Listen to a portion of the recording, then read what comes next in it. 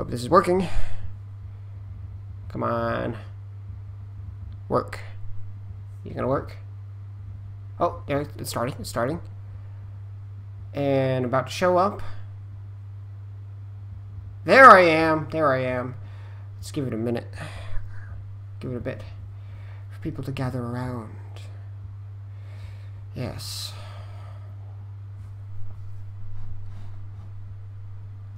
Yeah. Oh man.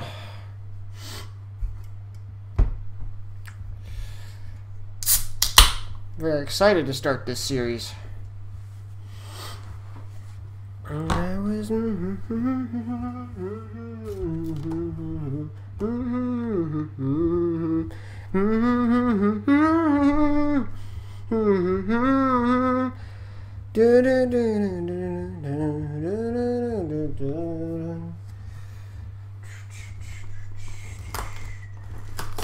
Don't mind my fatty cakes back here while I wait for everyone.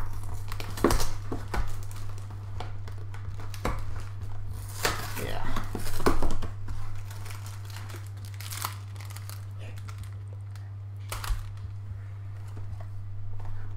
Yeah. Just gotta wait. Oh, there's another viewer. Is that who I think it is? Yeah. Ah. Who is watching today? Agent NLP. Ain't up. Hello. Welcome to Project Horizons, everybody. Now, guys, those of you who saw and finished my Fallout Equestria series, you know that it's over, and that means we'll be starting anew. Boy. Now, if Wason, you're watching, oh shit, there goes my stream health, shit. Well, Wason, if you're watching, understand that I do remember the bet. And if I cry after at least chapter 3, before chapter 3, sorry, before I finish chapter 3, I have to do the video bet you told me about. So guess what? That bet is going to start today. I've been waiting to do this. And yes. Also, Wason, I put your piece of work on the wall here. I don't know if you can see it that well from here, but it's right here now. It's right here on the wall now. And I am very excited. You will do the video? Yeah. Yeah, I'll do the video if I lose the bet. Yeah. So, anyway, now we're going to start Project Horizons officially. No, sorry, I'm having a bit of computer trouble over here. I don't know why it's doing this to me, but it's being stupid. Anyway, now, let's do this. In 3, 2, 1. Once upon a time, in the magical land of Equestria. War never changes. It had consumed our home, a war fought by foreign aggressors until great and terrible magics had been unleashed to burn all the world to dust. By the way, this is by Plague and Shinky, read by Plague and Shinky. Our constant devotion to the princesses had carried us through that terrible war, just as our unwavering faith in the Overmare maintained our continued survival within the earth. Trust in the Overmare. Obey the Overmare. The grating buzz of my alarm yanked me from my sleep. I struck my left foreleg out from under the blankets. Hold on, I gotta turn this up. Felt around for the end of the table next to the bed. Sorry. Found it and proceeded to whack my pip-buck against the tabletop until the right button was hit and the noise stopped. I groaned and smacked my lips, tasting the sour gunk in my mouth before rolling onto my back and huffing softly. Good morning, Blackjack. Welcome to another thrilling day in Stable 99. I half crawled, half rolled, half fell out of bed, and gave myself a vigorous shake. Life in Stable 99 was routine. with any deviation punishable by the Wait, security I measures. got a question in the comments. Do you play MTG? What's MTG? I'm sorry if I'm stupid for a minute here, but I'm not sure what the hell MTG is.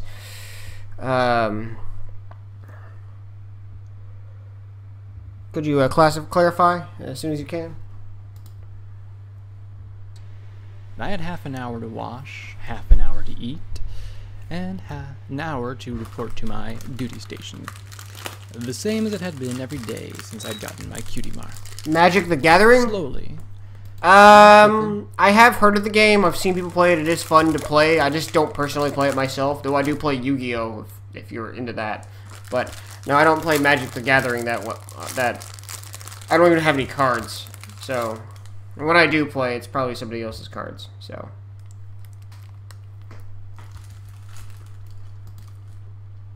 through the copious junk I'd accumulated.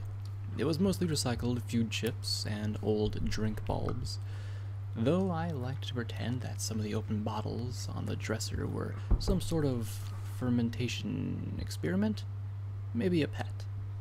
Colonization by our future fungal overlords? American dream. My horn glowed white as my magic lifted my uniform from one of the heaps. I gave it a test sniff. Ew. Unacceptable. I tossed it back into its pile and shifted around for another. Sniff, sniff. Yeah, this would work. Trotting down to the showers, I passed the murals, designed to inspire camaraderie and cooperation. At least, greetings. according to what's been constantly taught in classes. We are all the Greetings, ordinary Alan. souls, declared the caption of one picture of an abstract white unicorn hugging dozens of tiny ponies in her hooves. Another showed one lone weeping mare under the caption, "Selfishness separates." I trotted into the sector's communal bathroom, and immediately my ears perked to a familiar giggling. Walking past a stall, I glanced at the two mares, employing unauthorized and probably ineffective washing techniques. According to the training manual, behavior like that in public areas was punishable by whipping and restriction to C-class rations, so it was pretty understandable that the pair looked up with some trepidation when they spotted me. "Oh, it's just blackjack," the mare, Petals, said in relief before flushing and snapping at her partner. "I swear, you're trying to get us flogged." "Fun," giggled the white mare, Misty Hooves from the bakery, nuzzling her. Misty was a chronic offender. I didn't know if she liked the kiss of the whip or if there was something else wrong with her. What the fuck? Okay, if I'm getting this right, are these two ponies fornicating in the shower? Because I'm fine with that, if that's the case, but if that's not what it is, what the hell are they doing? Improper washing? And what kind of stable is this? Like, flogging? They do that in this world? Flogging? What kind of fucked up experiment is this? And somehow it's working? PM. Have anybody suggested your voice sound closely to Hiccup? How to Train Your Dragon? Yes, you're not the only one. This book is full of mare on mare and stable. In this stable KS a surprise, and yes, I do. I have told that I've been sound like Hiccup, and I plan to do a comparison video for that. By the way, for me and Hiccup, I was gonna read some lines from How to Train Your Dragon and put his voice next to mine. See, I'm trying to prove that I don't sound like Hiccup. God, why does everybody say that? I don't understand it. I don't sound like Hiccup to me. Well, stay tuned for that video, guys. So, Or both. I sighed. In theory, I was supposed to discourage this kind of thing. However, it fucking sucked, being the mayor who was supposed to discourage this kind of thing. "You won't think so if it's Daisy doing flogging," I commented, and instantly their smiles disappeared. I couldn't blame them. With the constant duty and honor bullshit, A little flank spank was one of the few reliable means of recreation, and a lot of the security mares got really enthusiastic about it. It's okay, you I stepped don't into have to the stay. spray and immediately jerked. Cold? Yeah. Heating talismans are really slow today, Misty said. Well, I said after a moment, go back to your quarters and finish up your fun. Make sure you're back in your beds by curfew. And that's me. Big, badass security pony. The pair glanced nervously at each other, and then quickly finished their showers. I wonder if we can do it in the atrium and not get caught. I heard Misty mutter to Petals as the two trotted out. I rolled my eyes and shook my head. Some mares have all the luck. Not that they were the only two, or even the worst two. Half the ponies in the stable Mostly mare-driven? one flavor of crazy. Mostly mare-driven? I'm guessing this is some kind of experiment to put a bunch of gay pony, like to threaten them for being gay or something, I guess. I don't know. Only want straight ponies. It could be a possibility, I guess. I'm just guessing here. I'm not exactly sure what the hell is wrong with this stable.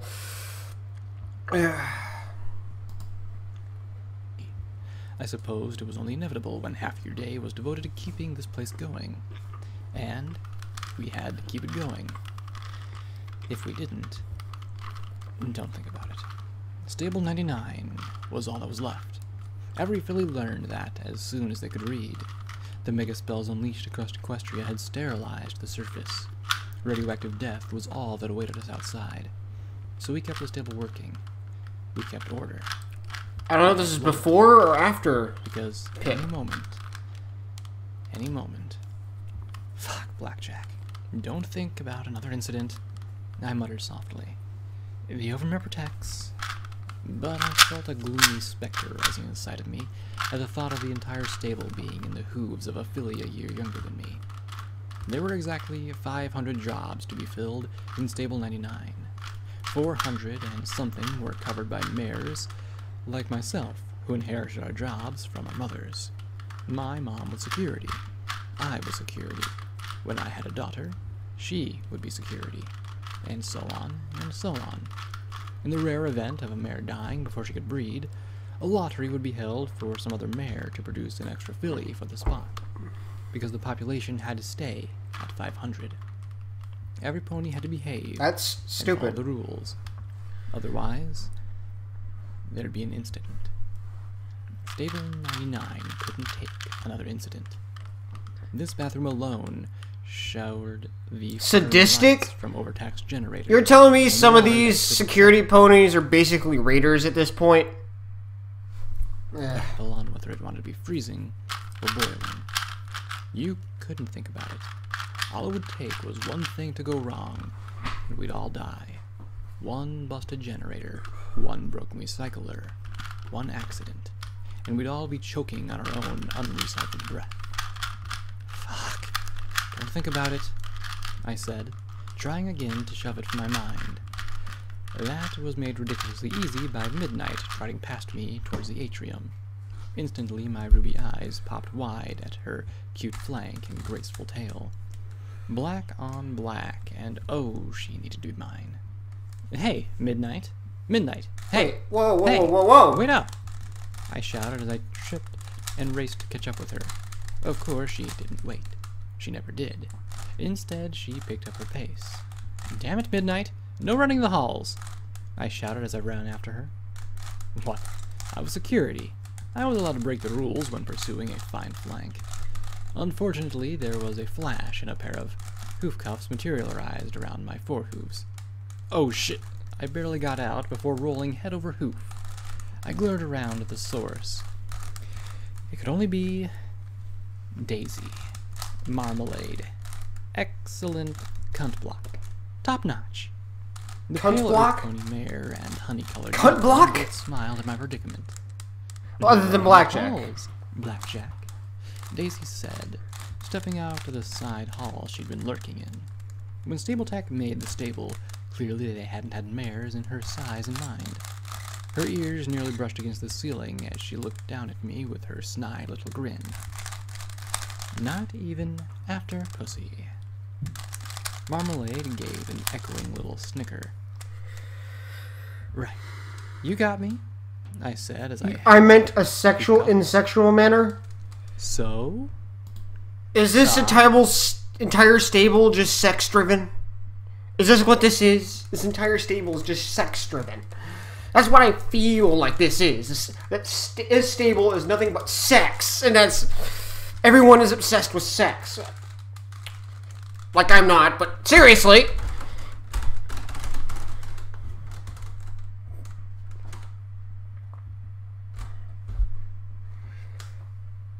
And I bet if the rules weren't broken, everybody would just be fucking the whole time. That's my assumption right now. That is my assumption right now, is that if everybody had their own way, everyone will be in a big orgy pile, and all you hear is the moans coming from behind the vault door.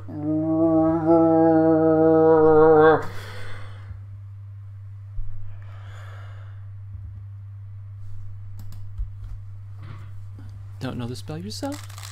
I thought all the security unicorn did. Marmalade does. Daisy taunted as she stepped over me, making her way towards the atrium stairs. The vapid unicorn gave a slack grin and nodded, and then both of them had a good laugh as they trotted away. I rose, glaring at their backs and hobbling after the pair. All security unicorns were supposed to know a selection of spells for policing the stable. Me? I had telekinesis. And telekinesis. And, oh, did I mention? Telekinesis. I couldn't cuff or stun or interrogate spells to save my life. All the practice I'd put in merely gave me a migraine. I'd have been better off being a maintenance... Wait, that would mean I'd be responsible for the stable. Strike that. Better I were in food prep. Nice, low responsibility food prep. That was a life for me. But I was security. Because Mom was security. Because her mom had been security. All the way back to the legendary card trick. The one who'd carved security, we save ponies, above the entrance to the security level. Hooray for completely irrational expectations. I knew I'd never save 99. Let's see, I couldn't even get out of these hoof cuffs. Let me see here. Let me see this here. Whoa. I'm trying to read your comments. Sorry, I can't, because I have them on separate screens here. Some security ponies can be a bit, sorry, not a blush, of course. I meant the sexual manner. Daisy is like Diamond Tiara, and Marble is like Silver Spoon. Yes. And you just say yes. I'm just going to move this over here so that way I can see your comments a bit better. Hold on, I fucked that up.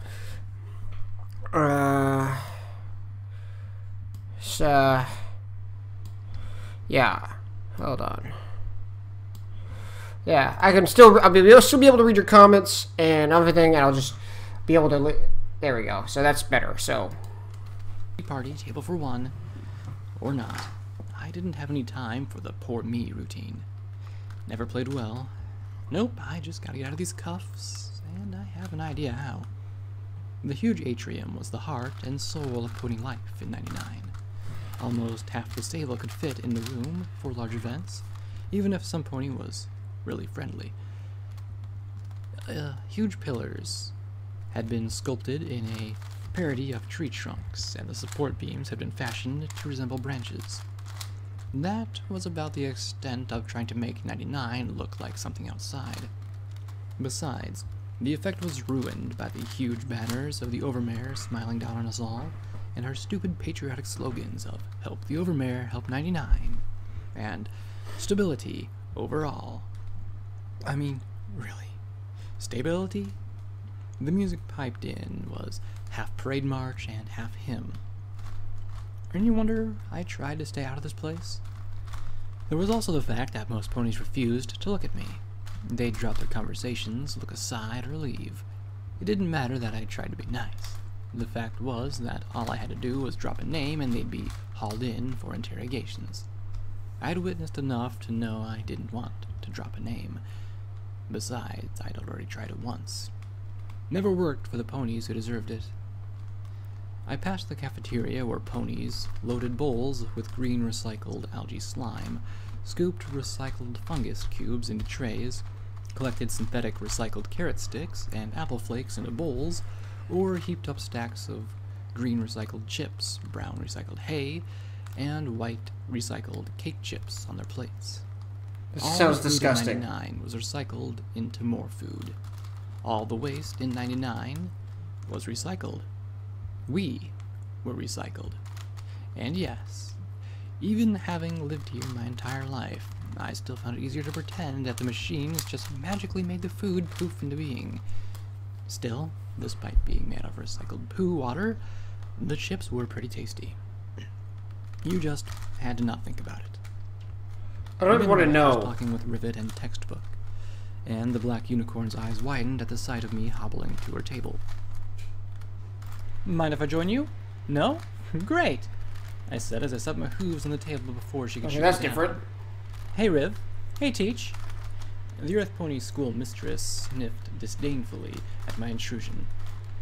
We were having a private conversation, she said sullenly as she glared at me.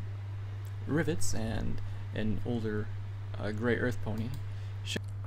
There is a bit of delay. I do apologize in responding to your questions. It's fine, it's fine. Hello, you gotta understand that also I'm about a few seconds delayed, because whatever I'm saying right now is probably appearing about a few seconds later, so... Showed far more amusement at my predicament. Great. So, do I have a story to tell?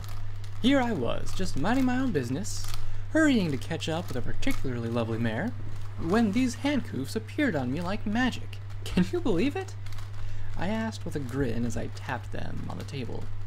So, there I was, pondering and bemoaning my fate, when I remembered a certain vision of angelic equinity, whose magic far outshines my own, and whose kindness and generosity would surely compel her to free me from my predicament, I said, grinning ear to ear as I fluttered my eyes at midnight. Blackjack, I'm a pip-buck technician, she began, which means that you're intelligent, skilled, that you possess far more competence than a lowly security pony like myself, I said as he hesitated. I almost had her convinced. I'll pay you in oral sex, I blurted. Textbook turned the shade of a spoiled apple, and Rivets covered half her face as she chuckled. I'll talk to you tomorrow, Midnight said to Rivets as she trotted to another table. I'll be telling your mother about this, Textbook added to me before going over to Midnight. I groaned and pressed my face into my bound hooves. Rivets patted my shoulder. Oral sex, huh? What's their going rate on that? I'm What? an idiot, I muttered. Rivets chuckled, certainly not arguing. I had no idea. I didn't think you were into mares, Rivets said with a smile, munching Really? on grass chips. Really? I shrugged. It's more the fact that she always tells me no. I glared down at the cuffs on my hooves. Really? Hold on. Ah, man. I'm not shitting on the fandom right now, but why does everybody in the fandom assume everyone's a lesbian or gay or whatever? Like, any fandom, there's always the gay ships. I'm not saying I don't do it myself, but seriously. Like, for both genders. I will do it for both. Like, for example, when I play Watch Dogs 2, I ship Marcus and Wrench, okay? That's just that. But why does every fandom do that?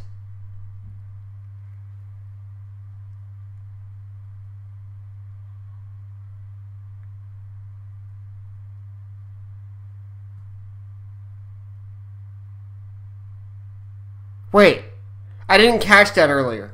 Recycling used male population. Do they realize that the rest of the stable eats pony? Don't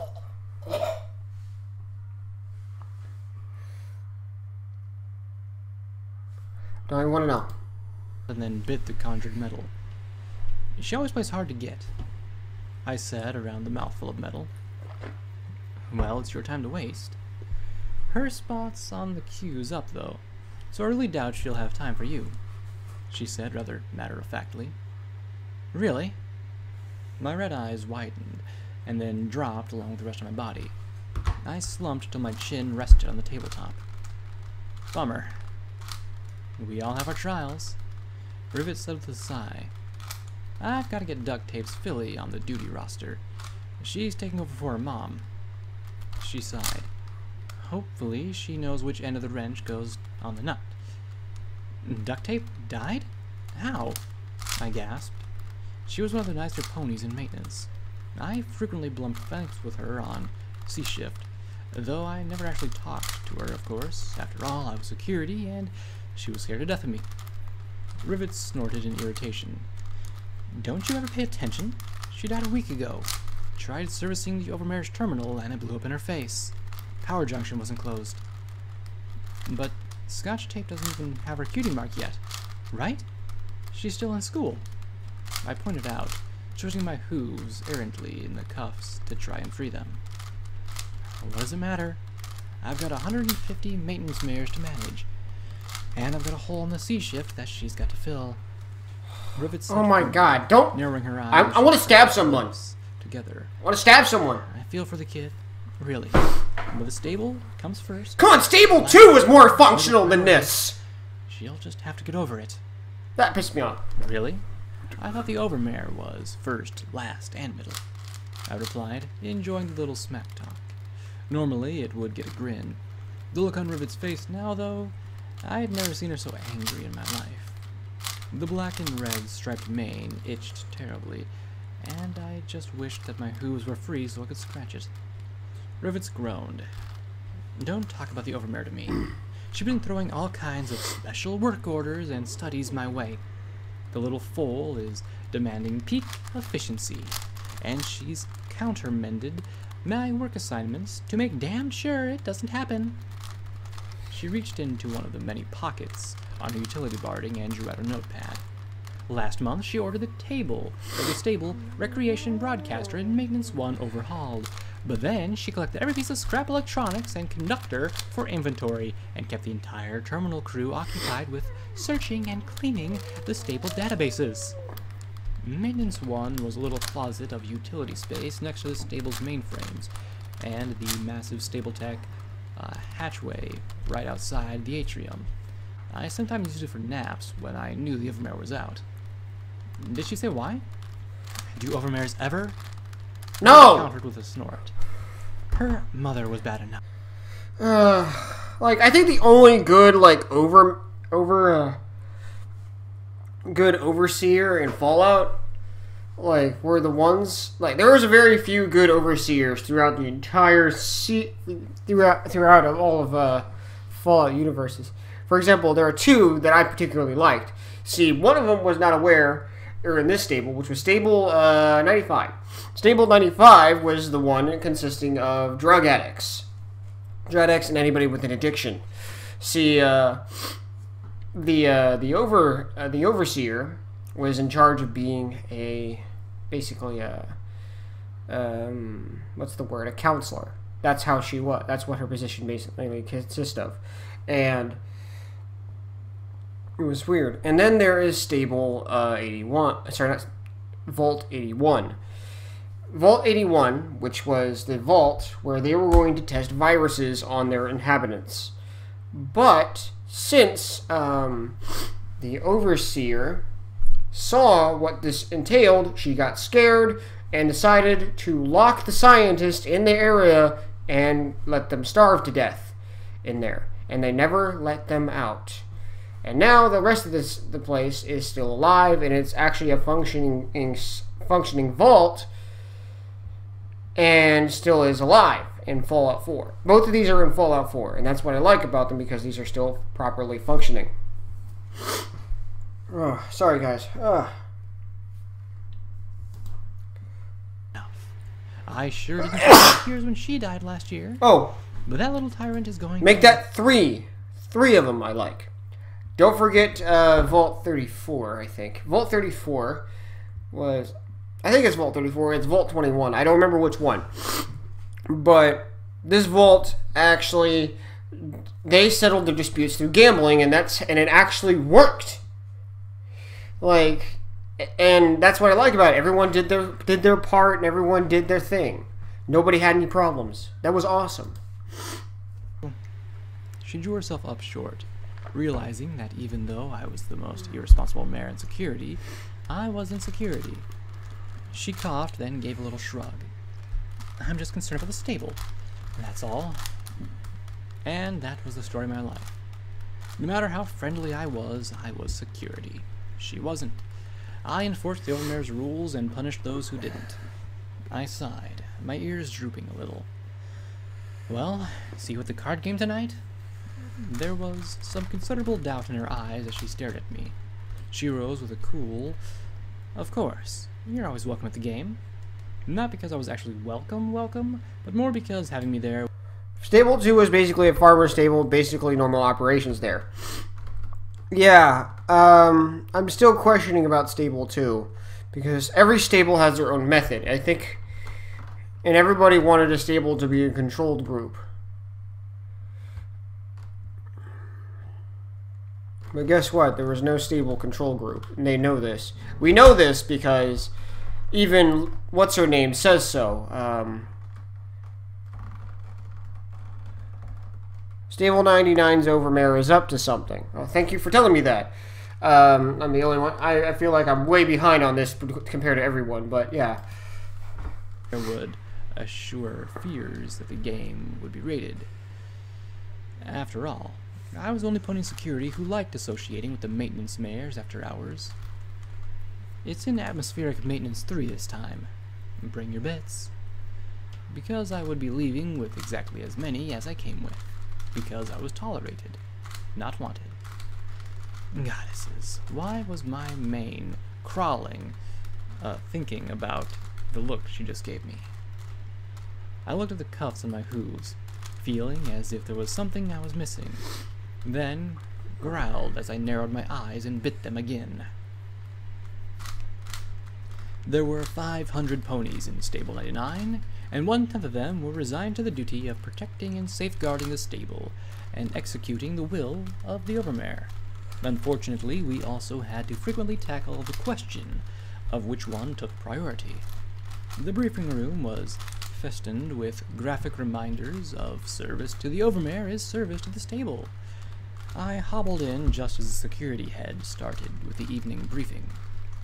The security head was Gin Rummy, a middle-aged unicorn who still looked better than several of the younger mares. Her purple and red striped mane contrasted well with her lavender coat and bright pink eyes. And those pink eyes looked right at me with immediate disapproval the second I hobbled in. Gin Rummy trotted up to the podium and flipped through the notes organized on her pip bunk. The microcomputer on the leg of every pony in the stable had a ridiculous amount of data storage space on it, but I'd wagered hers was nearly full. She'd been head of security for longer than I'd been alive, and I'd never known her not to be organized, confident, and secure in her knowledge that what was going on in Stable 99. Daisy and Marmalade snickered as I limped in, and I gave the rest of the security mares a sheepish grin and a shrug before taking my seat. Gin Rummy just sighed and looked at me with a slow, disappointed shake of her head. Still, wasn't much she could do. Thank you. So, every pony, I wanted to thank you all for your hard work. Stable incident reports are down to under 5% this month. There hasn't been anything more severe than a few Class C incidents of violating curfew. Springs was caught this morning, hoarding Medex, but she surrendered her stash willingly. Punishment will be 20 lashes in the atrium tomorrow morning. Oh, pick me! Can I do it? Daisy asked with a grin, moving her hoop in the air. Gin Rummy did not share her humor. Punishment will be administered by a random pony from A shift, Daisy. You know that. She replied firmly. Daisy snorted, glaring at me. Don't mind me. My best expression. In other news, medical reports that we're missing a male. There's a new P21 to round up for retirement, but he hasn't reported back after his last breeding assignment. C-Shift, your job is to sweep the stable. If a mare's sheltering him, write up the incident and escort him to detention. If not, find him. Gin Rummy said firmly. I have a bad Daisy feeling. rubbed her hooves together gleefully. Most mares simply looked bored. I tried my best not to. 1. In a stable like this, what is the point of retirement?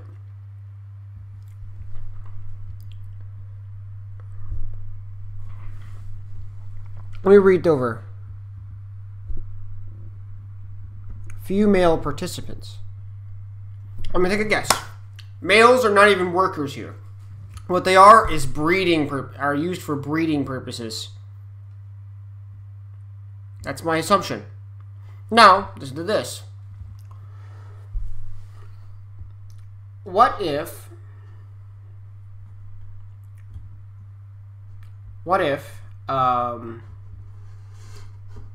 what's the word? Males don't work. They're only used for breeding. And the only reason why a male would retire is because they're going to kill him and recycle him. Hell, in a stable like this, men would be basically ponies. They're sex slaves, basically. For a male, that depending on the purpose, of course, would enjoy that.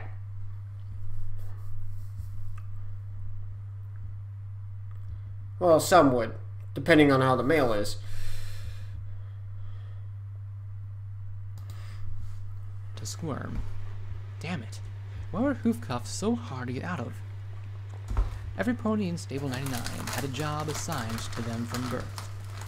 Maintenance ponies maintained, security ponies secured, and baker ponies baked. The 40 or so males in Stable 99 were no different. They were breeding equipment.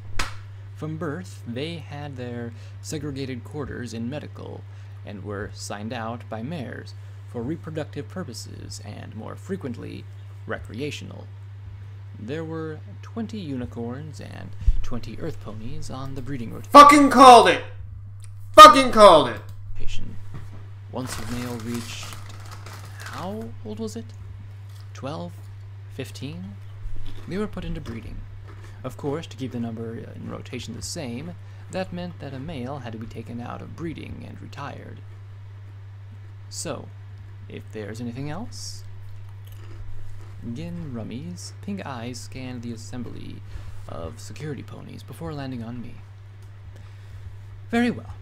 Oh, and tomorrow, I'd like any ponies confused with how to dispel a hoof cuff spell to please report to security at 1200 hours for remediation. Maybe I could do more than telekinesis. After all, I was in the front row, and yet, magically, I still knew that every eye was on me. Amazing. All right. A shift and B shift are off duty. C shift, stable is yours. Daisy nodded in response, and with that, the mares disappeared to get their last shot of dinner before curfew went active. Thanks. I appreciate that, I said, as I looked at the head security mare sourly. She returned the look coolly. You're not a blank flank anymore, Blackjack. You have duties and obligations to the stable. If you can't fulfill them, then it's my obligation to train you to meet them. Yeah, except no pony ever asked me if I wanted them. She started for the exit. Hey, I called after her, and when she looked back, I sat down and raised my cuffed hooves. You mind, Mom? She sighed as she looked at me for a long moment and finally went from being head security mare to being my mother. Trotting back, she lowered her horn to the cuffs, and with a flash, she dispelled the magical restraints. Technically, every security unicorn was supposed to be able to do that. Technically, every unicorn, much less even every security unicorn, was supposed to be able to do a whole slew of spells that I couldn't. Maybe Mom would get lucky and outlive me. One thing was sure, the second I became head security mare, Stable 99 was doomed. Marmalade's work? She asked, in the tone that always seemed to prelude her fighting my battles for me. I was really tempting, I admit. Of course, this was why most of the security ponies gave me a lot of space. No pony wanted to offend the boss's daughter. Don't worry about it, Mom. I can handle it. I said, trying to put on my big girl look. Okay, I was definitely old enough to have it by default, but she always looked at me like I was her little blank flank. When there was nobody else around to see, of course. Thank the goddesses. I trotted out after everybody else, pretending not to hear her sigh. Yeah, that just about summed up my feelings on the subject as well. Outside, I glanced down the hallway. The uppermost levels held security, the armory, the Overmare's office, and all the mainframes that ran the stable. Welcome back. Then at the end of the hall were the Overmare's office and the maintenance room from the mainframes. The Overmare was talking very agitatedly with Midnight and a few other mares responsible for the information systems. The dirty white unicorn filly, who was our supreme leader, looked mad. There was nothing new about that, but tonight she seemed like she was up to grade A pissed mood, and was determined to share it. I'd never seen Midnight look so upset. Get out! Get out! Get out! Get out! Leave before I have you all shot! You're useless! The Overmare concluded with a neigh hysteric shriek. It was at that moment like this that I was glad that the laws didn't allow summary execution. Really glad. Midnight! I shouted as the Overmare returned to her office. She looked back at me, ears drooping as she rubbed her eyes furiously. I don't have time for your flank spank right now, Blackjack. The Overmare's pissed. Yeah, I got around. Have you shot? I said, as I fell in beside her as we trot back downstairs to the atrium. Why? Midnight looked at me, then sighed and shook her head. She wants a data file. An old one. And you couldn't find it, I said with a frown. Unlike me, Midnight was actually competent. No, that's just it. It was found by duct tape weeks ago. The thing was buried deep in the stable archives, but she found it. And goddess knows how. Midnight said as we stepped into the large chamber. The stable chimed out that curfew was about to begin, and all mares not on C shift were to report to their quarters. So, what's the problem? It's encrypted, she said with a sigh. We can't get it to open up for transfer. She wants us to break the encryption, but we haven't been able to all Why is my phone going off? She chewed on her lip. I thought that if we got it ready to transfer to a pip-buck, she'd be... Hold on, guys. I'm sorry. Hold on. Why is it during a live stream? Hello? This is the final attempt to reach you regarding your student loan pre-qualification. You've been pre-approved for a lower monthly payment if possible. Fucking hell.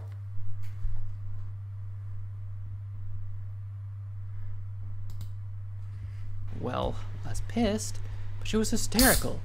I've never seen the Overmare say that I should be shot. Clearly, Midnight was shaken. I could relate. There was this bitchy Overmare, and then there was whatever I had just witnessed. Mom wouldn't let her, I said, and for the first time in about forever received a small smile in return. Look, don't worry about it. You'll get it eventually. Thanks, Blackjack, she said with obvious relief. Okay, this is my chance. I grinned. So, I've got 10 minutes before I have to start my rounds. Can I swing by your quarters on my way for that flank spank? I gave her my best I promise you'll enjoy it look. She snorted, looking at me, and gave a flat in your dreams no. Then she trotted away from me as I sat down hard watching her go. Oh, come on! I was being sympathetic! Nice! Midnight! But she didn't look back as she disappeared down towards the residential quarters with the rest of the mares. What does a mare have to do to get a little service in this place? Little I service? sighed, head hanging. So unfair. Little service? Stable 99 was arranged with one layer God, on top Banana of Man would be proud of the At the story. apex were the Overmare's office, security, the armory, and the mainframes. Underneath that were the atrium, cafeteria, stable entry, and the 24 or so recreation, education, and medical facilities. Underneath that were the residential quarters for the stable's population. And underneath it all lay the utility and maintenance levels, a section larger than all the rest of the stable combined. The recycling systems were all found down here, as were the magical generators that kept everything going. Manufacturing equipment, storeroom after locked storeroom, and, of course, all the little hiding spots. The makeshift stills, the love nests, the nooks for gambling. Most security ponies stayed at the top of the stable. The tunnels below were dark, undecorated, and filled with the stench of all kinds of foul-leaking liquids and chemicals used to keep the stable habitable. The overmare might have had a complete authority over the top half of the stable, but this was Rivet's domain. She and her maintenance mares were always the most rebellious and independent element of the stable. One day, no, don't think about it. If there was an incident between the overmare and maintenance, well, I knew which side all the guns, and which side knew how to keep the stable alive. "Hit me!" I shouted over the hum of machinery as I looked at the worn-out playing cards. They were so old that I'd bet Rivets could tell them apart by the wear patterns. Good thing that this wasn't poker. Rivet's deal made me 4 spades. I really had no idea how Earth ponies managed cards, they just did. Me, I levitated them around as I looked at the other players. Tonight, I was even less welcome than usual. The 4 other ponies kept discrimination! Telling jokes and stories that left me out. I'm just imagining that My triggered wings face. were virtually frozen. No pony mentioned the overmare. Clearly, they were watching themselves around the security mare. Because one word of sedation or talk of getting to the armory, and we'd have an incident. Please, don't say something that would cause an incident.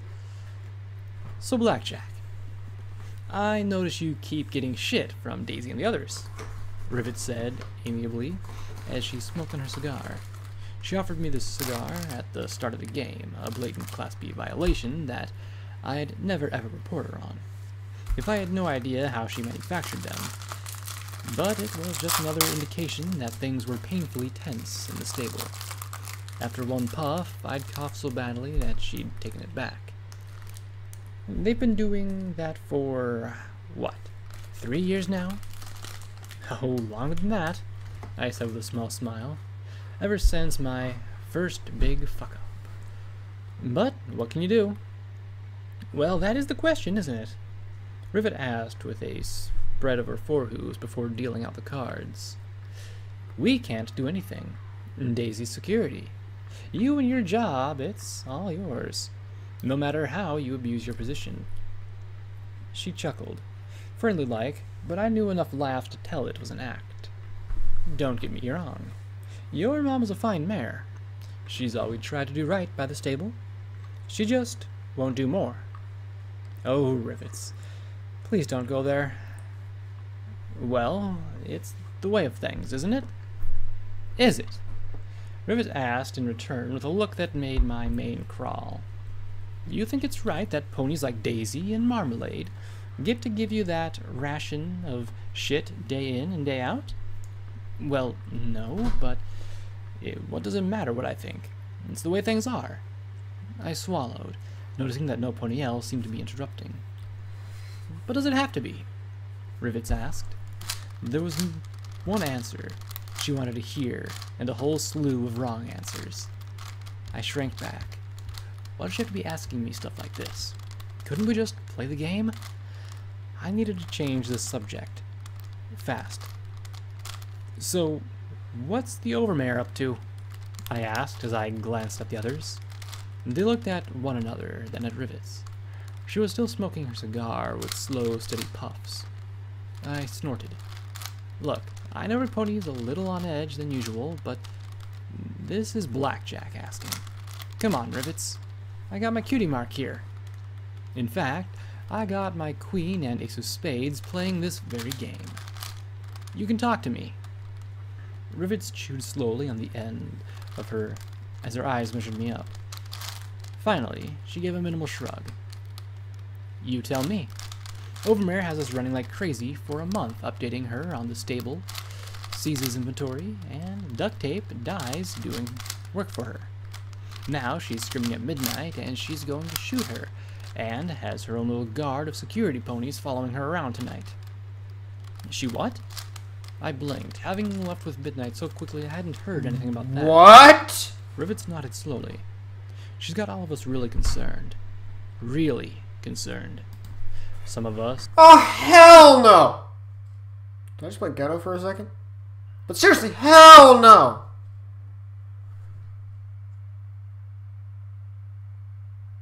What the fuck? God, I'd shoot the overmare and I'd get shot. Hey, and I'd happily get happy for it. That's if my overmare's gonna be that way. Hell the fuck no! Are wondering if we're all safe with her in charge. She's the overmare. It's her job to keep us all safe. I replied, almost. My wrote as red eyes looked from one to the next. Only Rivets met my gaze. Some ponies don't think she has a clue what her job is. Heck, some ponies don't think she even knows herself. And some ponies have to wonder why Blackjack's so insistent on coming to this game. Maybe to keep tabs on all of us. Rivets asked as she nodded to the equipment around us. After all, with all the interference, I doubt you can track us on your pit box. The four-leg mounted microcomputers were marvels of arcane technology. Even if I didn't understand the first thing about how they worked, I had to admit that they were useful. One of the functions most used by security was the ability to, if you had the correct address tag, track any other pit buck. All I had to do was put in their name, and I could find their location almost anywhere in the stable. Down here, though, it was another story. Probably why the missing male had gone to ground down here. Look, I just wanted to have some fun, I protested. Was it really that hard to believe? I looked from one to the next. These were all mares I'd known my entire life. Heck, Rivets was virtually like my godmother from all the time I spent down here. But from the looks I got, yes. Yes, it was. I slowly slipped back from the table, leaving my bits behind. I'm going to go, you know, do security stuff, get a stallion to round up, and, stuff. I finished lamely. All of them watched me back slowly out of Atmospheric Maintenance 3.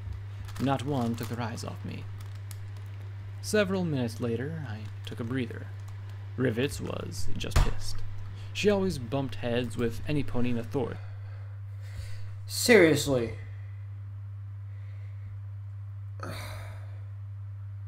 She just wanted to have a good time and you guys ruined it. That's what I don't like, is when people do shit like that.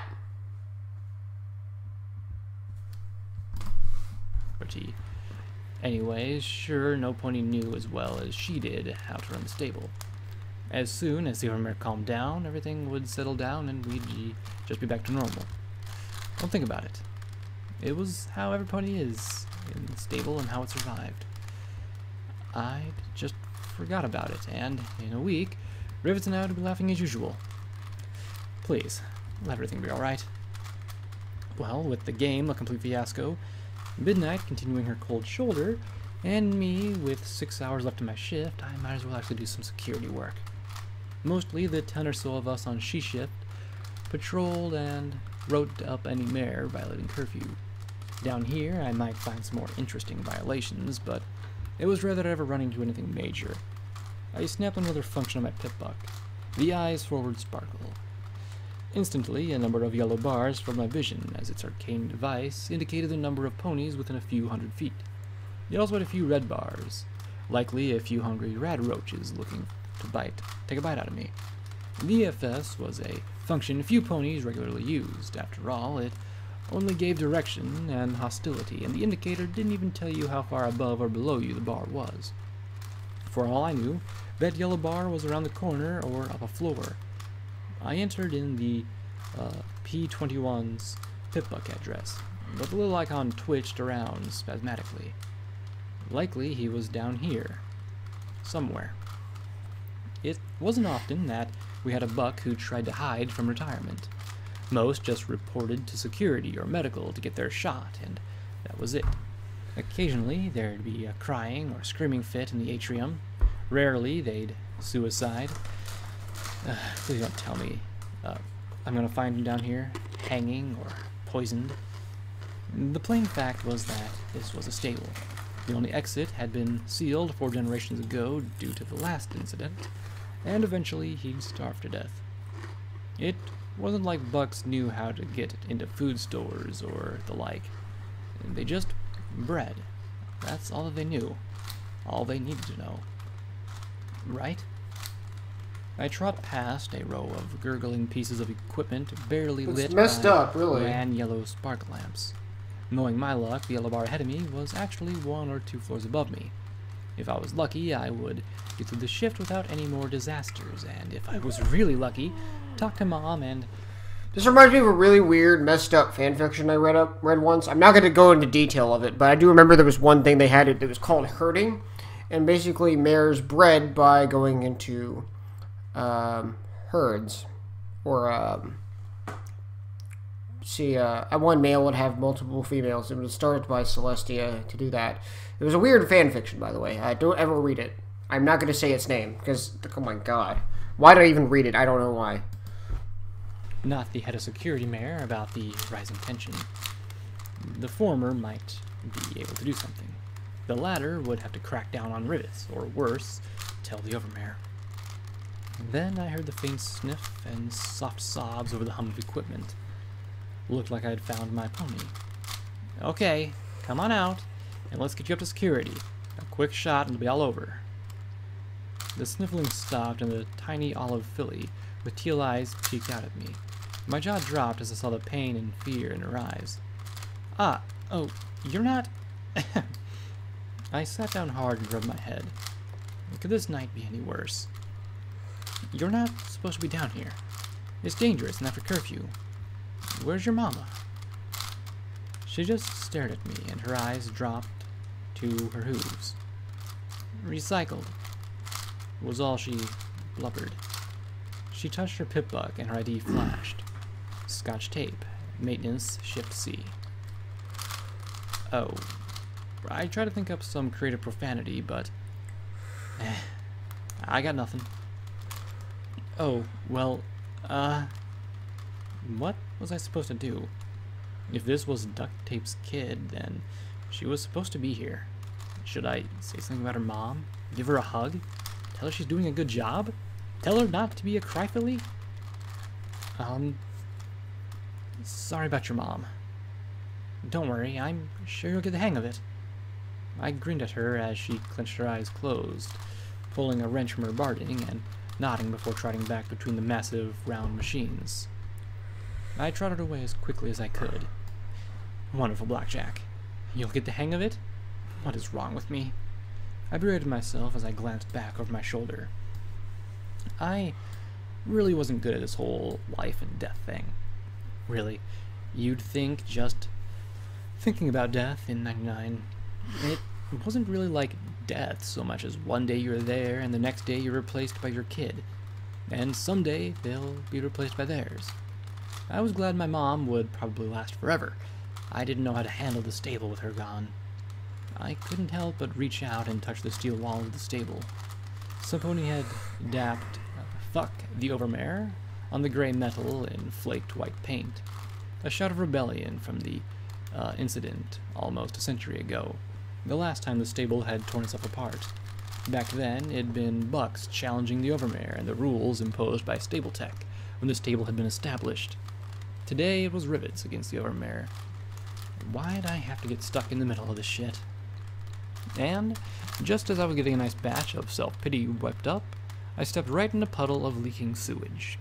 My hooves slipped in the slippery mug, and I went over, getting a faceful of the cold sludge. Coughing and retching, I kicked away, wiping my face furiously. My red and black striped mane and tail were smeared with grunge as I leaned against the wall, coughing and spitting. How nice that the goddesses were making my metaphoric life literal. I tried to think about what I knew about the newest P-21. He was green? No, brown? I paid more attention to the unicorn breeding population than the earth ponies. I heard this P-21 was already notorious for disappearing, though, so it wasn't much of a surprise that he pulled another vanishing act. Nobody was sure how he got out of medical. Males weren't supposed to be smart enough for that. Wait, what was that? There was another yellow bar, but one that, when I moved my head, changed direction far faster than any of the others.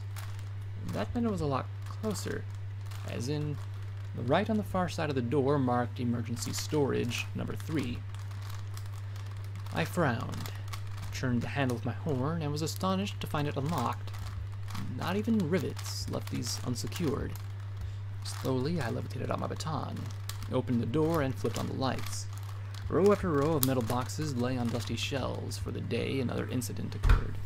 Of course, there weren't any weapons or ammo, but clearly some of these boxes had been opened. I toggled the lamp on my pip-buck, flooding the far depths of the chamber with light. There, in the corner, hid a blue earth pony mare, in ugly gray utility barding. I immediately relaxed as she watched me with worried blue eyes. "Sweet Celestia, what are you doing in here? I thought rivets kept this place locked up tight." She just looked at me with wary eyes.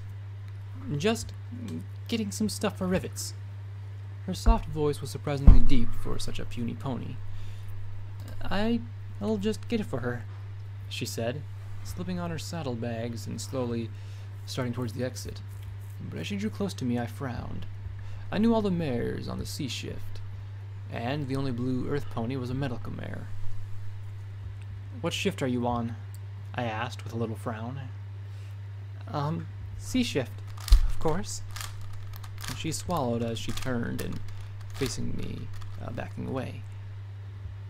"Right," I said as I frowned at her, slipping into full security mode. I might not have found the missing male, but hopefully this would redeem me in the eyes of Mom. A little. Still, why anyone would want to steal century-old supplies was beyond me. "Identification, please." She gave it by turning the bolt on the door. Now, I might not be very good at magic, but I definitely know how to swing a baton and tackle a fleeing thief. She made it half a dozen steps out the door before my glow stick was sweeping her legs right out from under her. As she went down, I jumped on her back and was amazed when she went completely still. "Okay, identification." She didn't move, didn't respond in the slightest.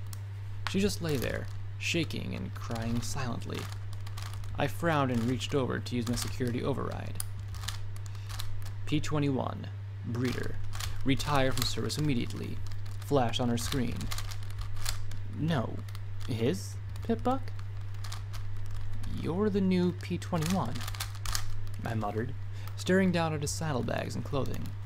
Keeping him pinned to my hooves, I stripped him of his stolen goods. Sure enough, those were parts that didn't belong on a mare. What the hay is going on here?" He didn't move. He simply lay there with his eyes closed up and curled up. Saddlebags full of food. A utility mare's outfit. Had he planned on trying to actually live down here?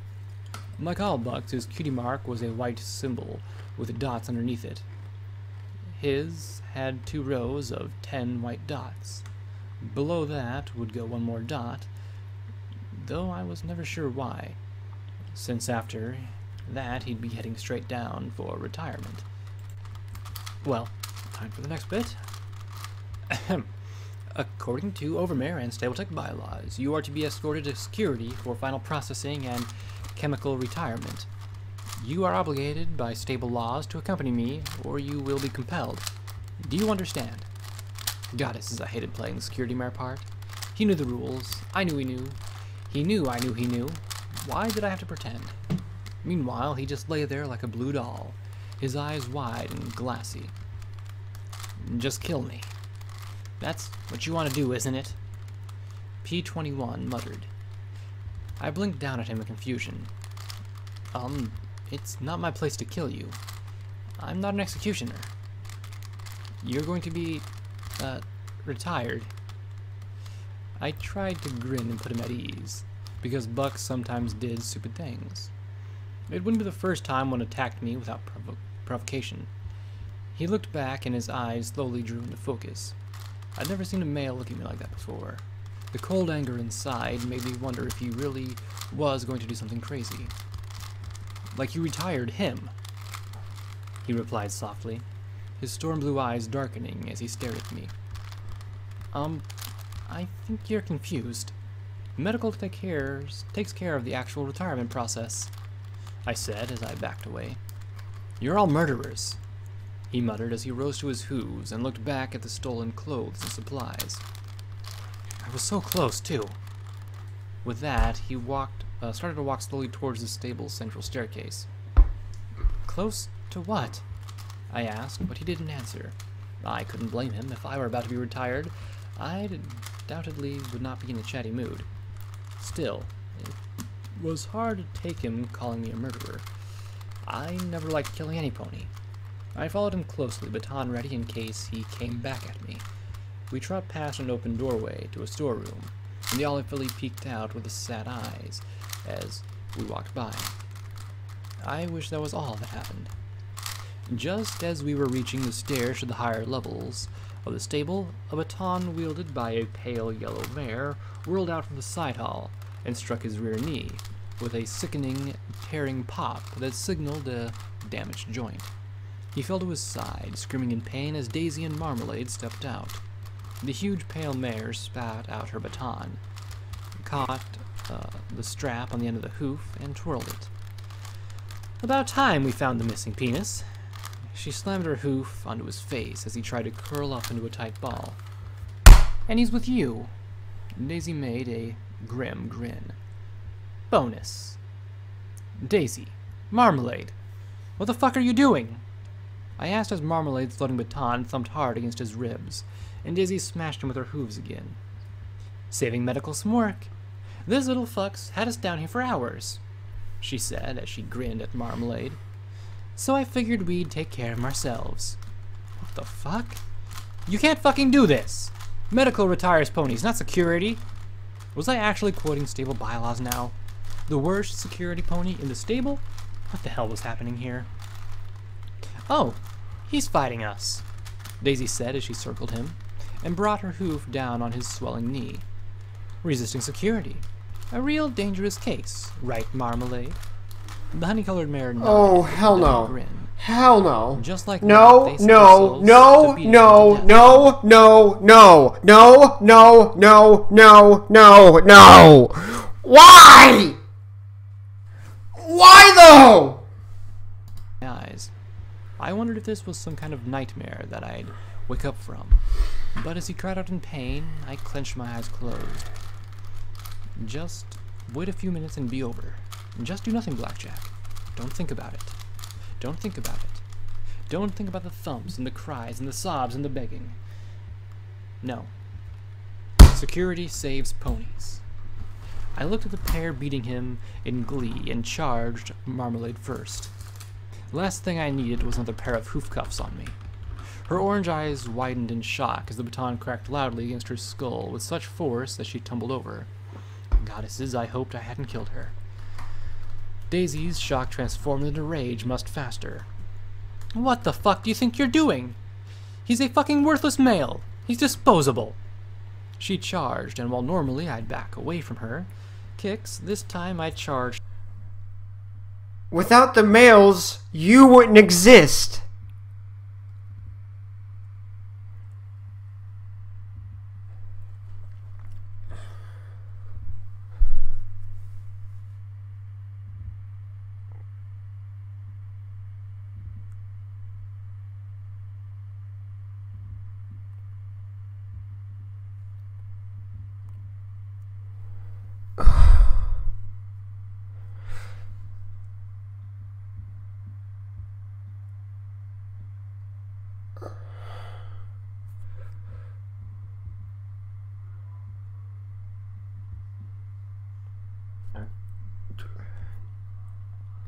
I'm about to get political here. I swear, this involves fucking feminist.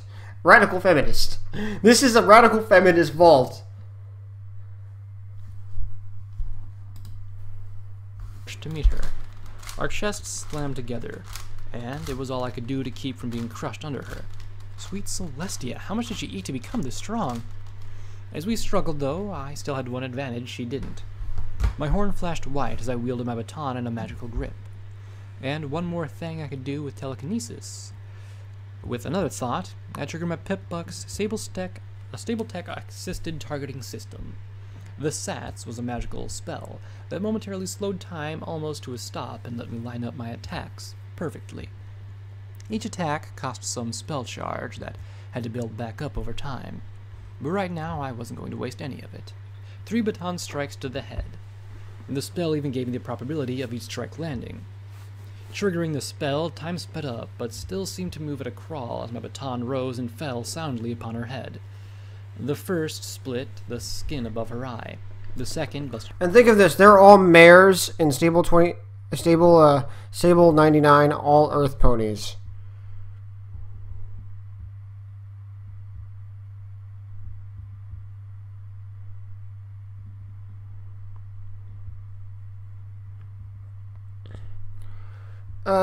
You saying males or mares? Because I know there's unicorns. There's unicorns in here. Her nose. The third missed. Still, when the spell faded and time fully resumed, she staggered back in shock. I stood over the fallen stallion, swinging the baton with all the force I could muster as she retreated for once. Then Marmalade rose, looking at me with a hurt, betrayed expression. Suddenly, this looked bad. Then our Pip-Bucks crackled. The built-in radios squawked. All C-shift security... Well, of course there's no Pegasi. There are no Pegasi. You gotta remember, they're all locked themselves in the clouds years ago. All the Pegasi locked themselves away up in the clouds years ago during the war. Simple as that. Security personnel are to report immediately back to security. Repeat, all C-shift security personnel are to report immediately back to security. And Daisy stared into my eyes as we both panted, my baton trembling in the air before me as I stared at her, heart racing. And this wasn't training. With Mom watching and other mares keeping an eye on me, if they came at me, it would be to kill the male beside me. Even if he was slated for retirement, he didn't have to die like that. No pony should have to die like that. Period. No. Forget it. You can handle the little cock. I'll report you're bringing him in.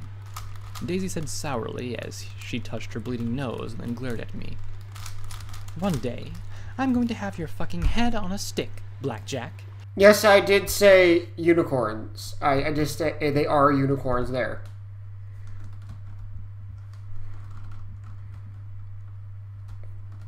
Blackjack's a unicorn. Can you not see that right there on the in the picture? Like Blackjack, the one with the black and red striped hair, and the white fur is Blackjack. Like I can tell.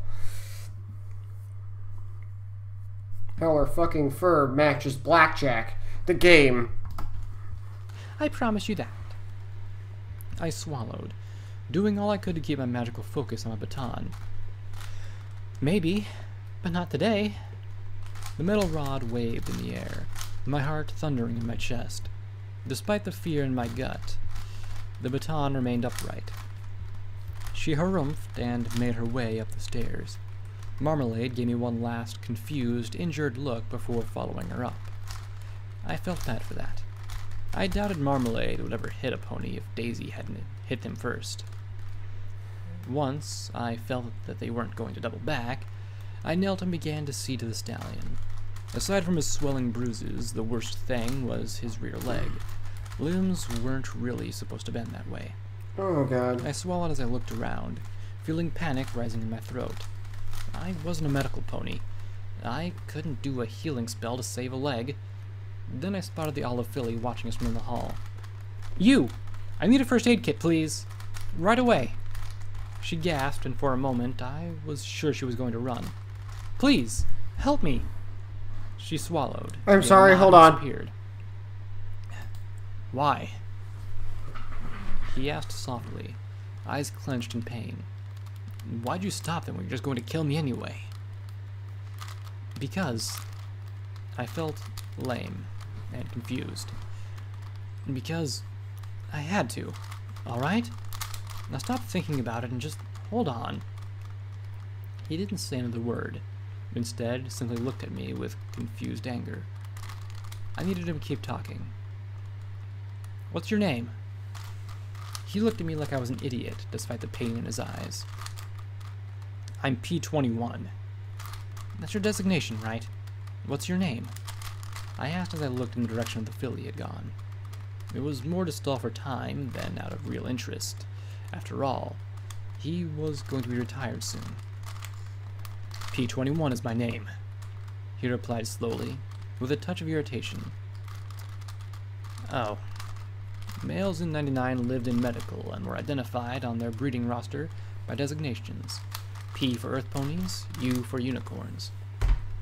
Don't ask me why the former wasn't E. I'd never gotten a straight answer.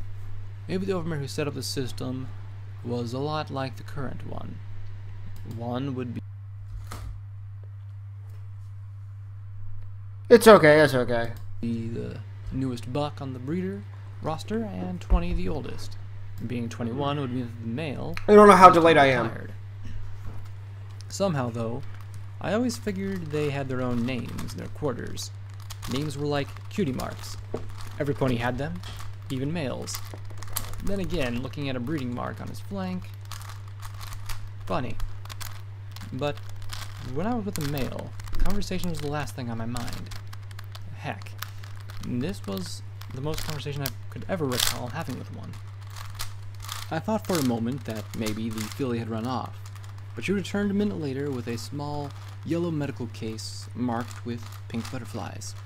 Sitting next to me, she opened it up, and I was at once glad to see that no pony had cleaned it out. The cases were supposed to stay stocked at all times, but sometimes ponies would steal the contents for a reason or another. There were 2 healing potions, small bottles of rich purple fluid capped in plastic, and all a pony had to do was bite down on the end, crack the seal, and suck down the magical potion's contents. As he gulped down the contents of the bottle, the bruises immediately began to disappear. His leg, however... I'm going to have to set this, I said as I looked at the limb. You know how to do that? The olive filly asked. P21 just groaned as he clenched his eyes shut. Nope, I replied and took out the syringe of Medic's painkiller. I yanked the cap off the needle, jammed it into his leg, and squeezed the soft plastic tube to force the drugs into his system. For all your hurting ouchies. Well, this was one doozy of an ouchie.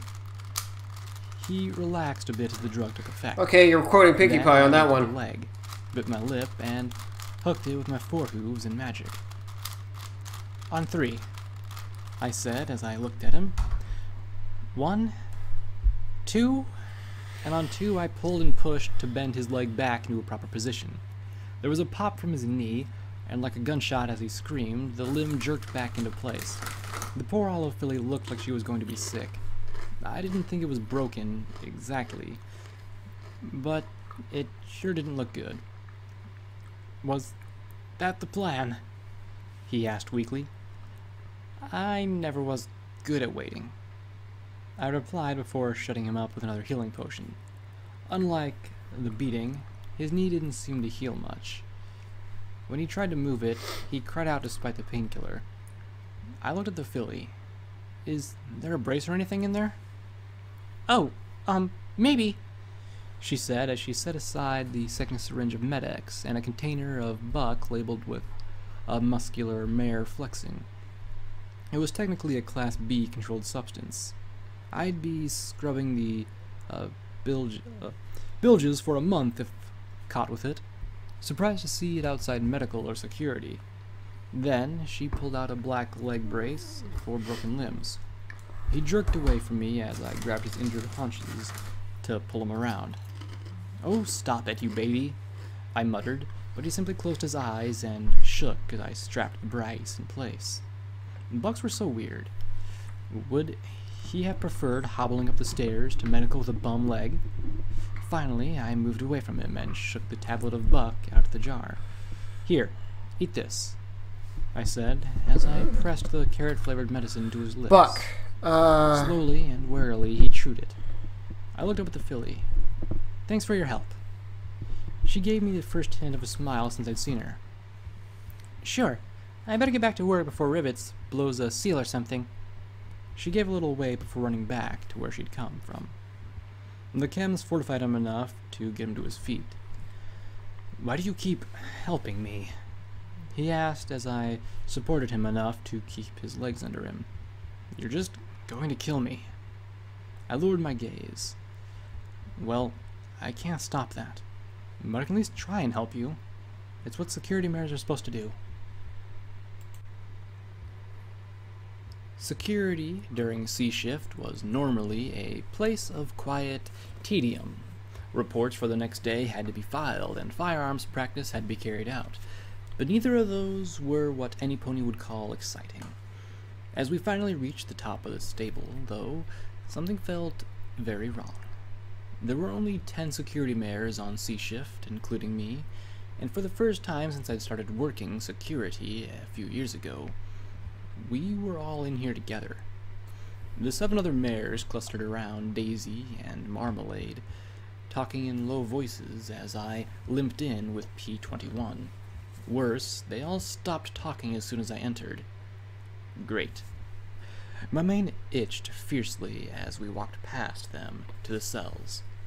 I got the pip-buck key and magic mail dot marker pen thing from Mom's desk drawer, then carefully removed his pip-buck and added the last white dot. I could wait until morning to notify medical, though. No need to rush with everything being weird. I took his pip-buck and closed the cell door just as the overmare stalked out of her office. Some ponies liked to say she looked like my little sister, though never in earshot of Mom, of course. The overmare's white hide was a little more dingy than mine, and her eyes were a lighter pinkish color. Her mom had once styled her mane in elaborate curls and dressed her up in fancy outfits, but since her death a year ago, the overmare had chopped her dove-gray mane short and worn nothing save for her pip-buck, almost flaunting her Stable-Tech logo cutie mark. I always assumed that being overmare was a stressful condition. You all have the whole stable on your shoulders. Despite that, the overmare usually managed to keep a neat appearance. Now, though, she looked like hell. Her eyes were bloodshot with huge bags beneath them. Her mane resembled tangled wool, and she smelled. But there was one thing above and beyond all which made my blood run cold. She was smiling. When she saw P21 and me, her smile only widened. "Oh, you found my trick pony," she said, clapping her hooves together in glee. Her trick pony. P21 stared straight ahead, his eyes on focused pinpricks as she walked up to the bars. "Oh, we're gonna have so much fun. Oh, yes, we are. Yes, we are. You're going to be mine forever. Yes, you are." I glanced at the other security mares. Not one looked back at me. The overmare suddenly seemed to remember I was there and glared at me. "So, have a nice time in the bottom levels? Have a nice meeting with Rivets?" "I wasn't meeting with Rivets," I said, trying to look more clueless than usual. "Lies," the overmare hissed, and then went back to smiling. "But that doesn't matter. Not anymore. This is my stable. Mine. And I'm not going to let that gray nag run it any longer. It's mine," she declared as she looked out the window to the atrium. I caught P21's look. He was glancing at my pip-buck, then his, then mine, then his. Huh? He slowly mouthed the word copy.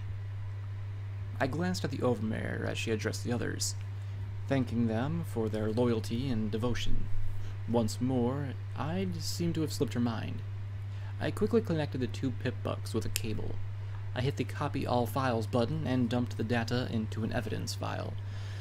I might not be able to manage a security spell to save my life, but I could at least move bulk files from A to B using the clearly labeled button for it. In my EFS, I saw the progress bar slowly fill. "Is that his pip-buck?" the Overmare asked with a snap. Yes, I said lamely as I cuddled it in my hooves, hoping that she didn't see the connection. Give it to me, she replied imperiously. Certainly, I asked, wondering how I could stall as the little bar filled up. What for? That is stable security business, she replied in a low, dangerous tone. Almost done. Aren't I stable security? Her lips turned up into a nasty smile. I don't know. Are you? Why don't you tell me where Rivets and 30 other maintenance mares are hiding? Do they have weapons? Are they planning on sabotaging my stable? I don't know, I muttered lamely. Lies, she hissed, and her magic reached out and grabbed his pip-buck from my grasp just before the files finished transferring. A big error message flashed across my vision. She tossed it to Marmalade. Make sure everything on there gets deleted. I don't want anything going wrong, she said as she trotted to the armory door and opened it with her pip-buck. Every pony get armed. And then she looked right at me. Except for you. What are you doing? I asked as Daisy came up and shoved me hard into the cell with P-21. The pip-buck key fell out of the pocket I'd stuffed into it and clattered to the floor, making me wince. If it was damaged, I'd get another speech from Mom about taking care of our tools. Taking back the stable, the Overmare said with a satisfied smile as every pony else armed themselves with shotguns and security guarding. With 9 ponies, I gasped. I can't be sure of your mother. I've ordered Rivets arrest several times, and she always gets in my way. Because without Rivets, the stable was doomed. I don't know who I can trust from the A and B shifts. Who will side with me and who won't? She smirked as she looked at Daisy. Fortunately, some ponies have proven themselves far more loyal. You just sit tight. This will be over in a few hours. After that, the 10 of them marched out of security. What is the ratio of Earth Pony mares and Unicorn mares? I don't know. It doesn't say that. Daisy looked back at me with a decidedly nasty grin. Why'd I suddenly feel like P221 wasn't the only pony in deep in the recycler? Whatever they were doing, they were certainly taking their time. I was left in one corner while P-21 sat silent as a blue statue in the center of the cell. I looked at the diminutive pony. There was something vaguely familiar about him, but I felt that way about half the stable. All I knew was that I needed to get out of here, and... what? Tell Mom? Would she actually stand against the Overmare? I wanted to say yes, but the more I thought about it, the less certain I was. She'd never countermanded the Overmare, unless she had some clear evidence the Overmare was doing something that would endanger the stable. She always put the stable first. Always. That left me locked up with a buck who wouldn't say 2 words to me, flipping through all of P-21's files trying to find something, anything, that I could use for when Mom got here to start the A shift. Unfortunately, the broken connection had given me a whole slew of static and corrupted files. Do you know what she's doing? I asked for the umpteenth time, but he just looked at me and then looked away again. Given he was set to be retired in the morning, unless the Overmare did what she was planning, but whatever it was. Well, you gotta understand, Alan, I'm not very popular on YouTube right now, so yeah, you are the only one on the chat. Why couldn't they do this to a smart pony? I insisted, getting a small smile from my trouble. No answers, though. His breeding queue for the last few months had been booked almost solid by the Overmare, and then duct tape? No mare ever got exclusive access to a buck like that. I glanced at him and stumbled across an intact audio file. I didn't have anything better to do, so I played the intact section. It crackled once and then began to play the noises of 2 ponies bumping flanks. I felt my mane crawl as I heard the overmare's joyous shrieks and a male's grunt of something. Then her door chimed, and a moment later a mare asked, "Overmare? You wanted to... Oh, my." The sound of coupling trailed off, and the overmare grunted. "You're early, Duct Tape." There was a strange wet noise I didn't even want to imagine, and the sounds of belabored male breathing. I didn't want to be late," she said with a worried voice. Is everything all right?" "Tisk. It's nothing serious. He's such a good little pony," the overmare said in tones that made my mane crawl. "Were you successful?" I did as you asked. I've a list of everything you need for it," Duct Tape said in a little timid voice. "But really, this is something you should talk to Rivets." No, thank you. Rivets has so much going on that I wouldn't want to trouble her." The overmare continued smoothly. "The question is, will you be able to carry out the repairs?" "Me?" "Yes, Duct Tape. You. This is a special project for the well-being of the entire stable.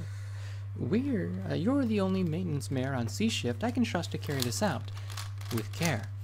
After all, I wouldn't want to ruin the surprise." I didn't have any trouble imagining the mousy gray mare blinking at the word surprise. We didn't know each other well. I think I scared her just by being in security, but I remembered that she always liked nice surprises. I suppose I could, but... Excellent. I can't tell you how relieved I am to find a mare willing and able to help the stable." Then the overmare hummed softly. "You deserve something special for your hard work." "I don't think so. Shouldn't we get him to medical?" Duct Tape said in clear worry. The overmare didn't answer for a second. "You like this buck?" "Well, I suppose. He helped me with scotch, after all." She replied in a far softer and warmer tones than suppose. I see. He's a gem of a pony. Wonderful technique, surely," she said matter-of-factly. "If you're doing such excellent work for me, I see no reason not to put a word in with medical. You might be able to spend a lot more time with him." "Really?" There was no missing the eagerness in Duct Tape's voice. "Really, provided you keep it from Rivets and every pony. This is a critical project. Without it, I fear, the stable will not survive." That might be very nice. I'll give it my best. For the stable, of course." Oh, goddesses. I could practically hear her blushing. The overmare's tidier offset the warm and cozy feeling. "Good. Everything you need will be provided for." And those were the last words from the overmare. Everything dissolved into static. I'm just so fucking confused right now. If I hadn't just seen the overmare... but that wasn't enough. The overmare's position could not be challenged at any time. Period. That was the law. A stupid-ass law, but my mom always honored the law. Sometimes she seemed a little neurotic about it, actually, and a sneaky conversation between the overmare and a dead maintenance mare didn't seem like anything that would get her to violate the law. It would have to be something big. Damn big. I wished I could just tell Mom things, but there was always a line.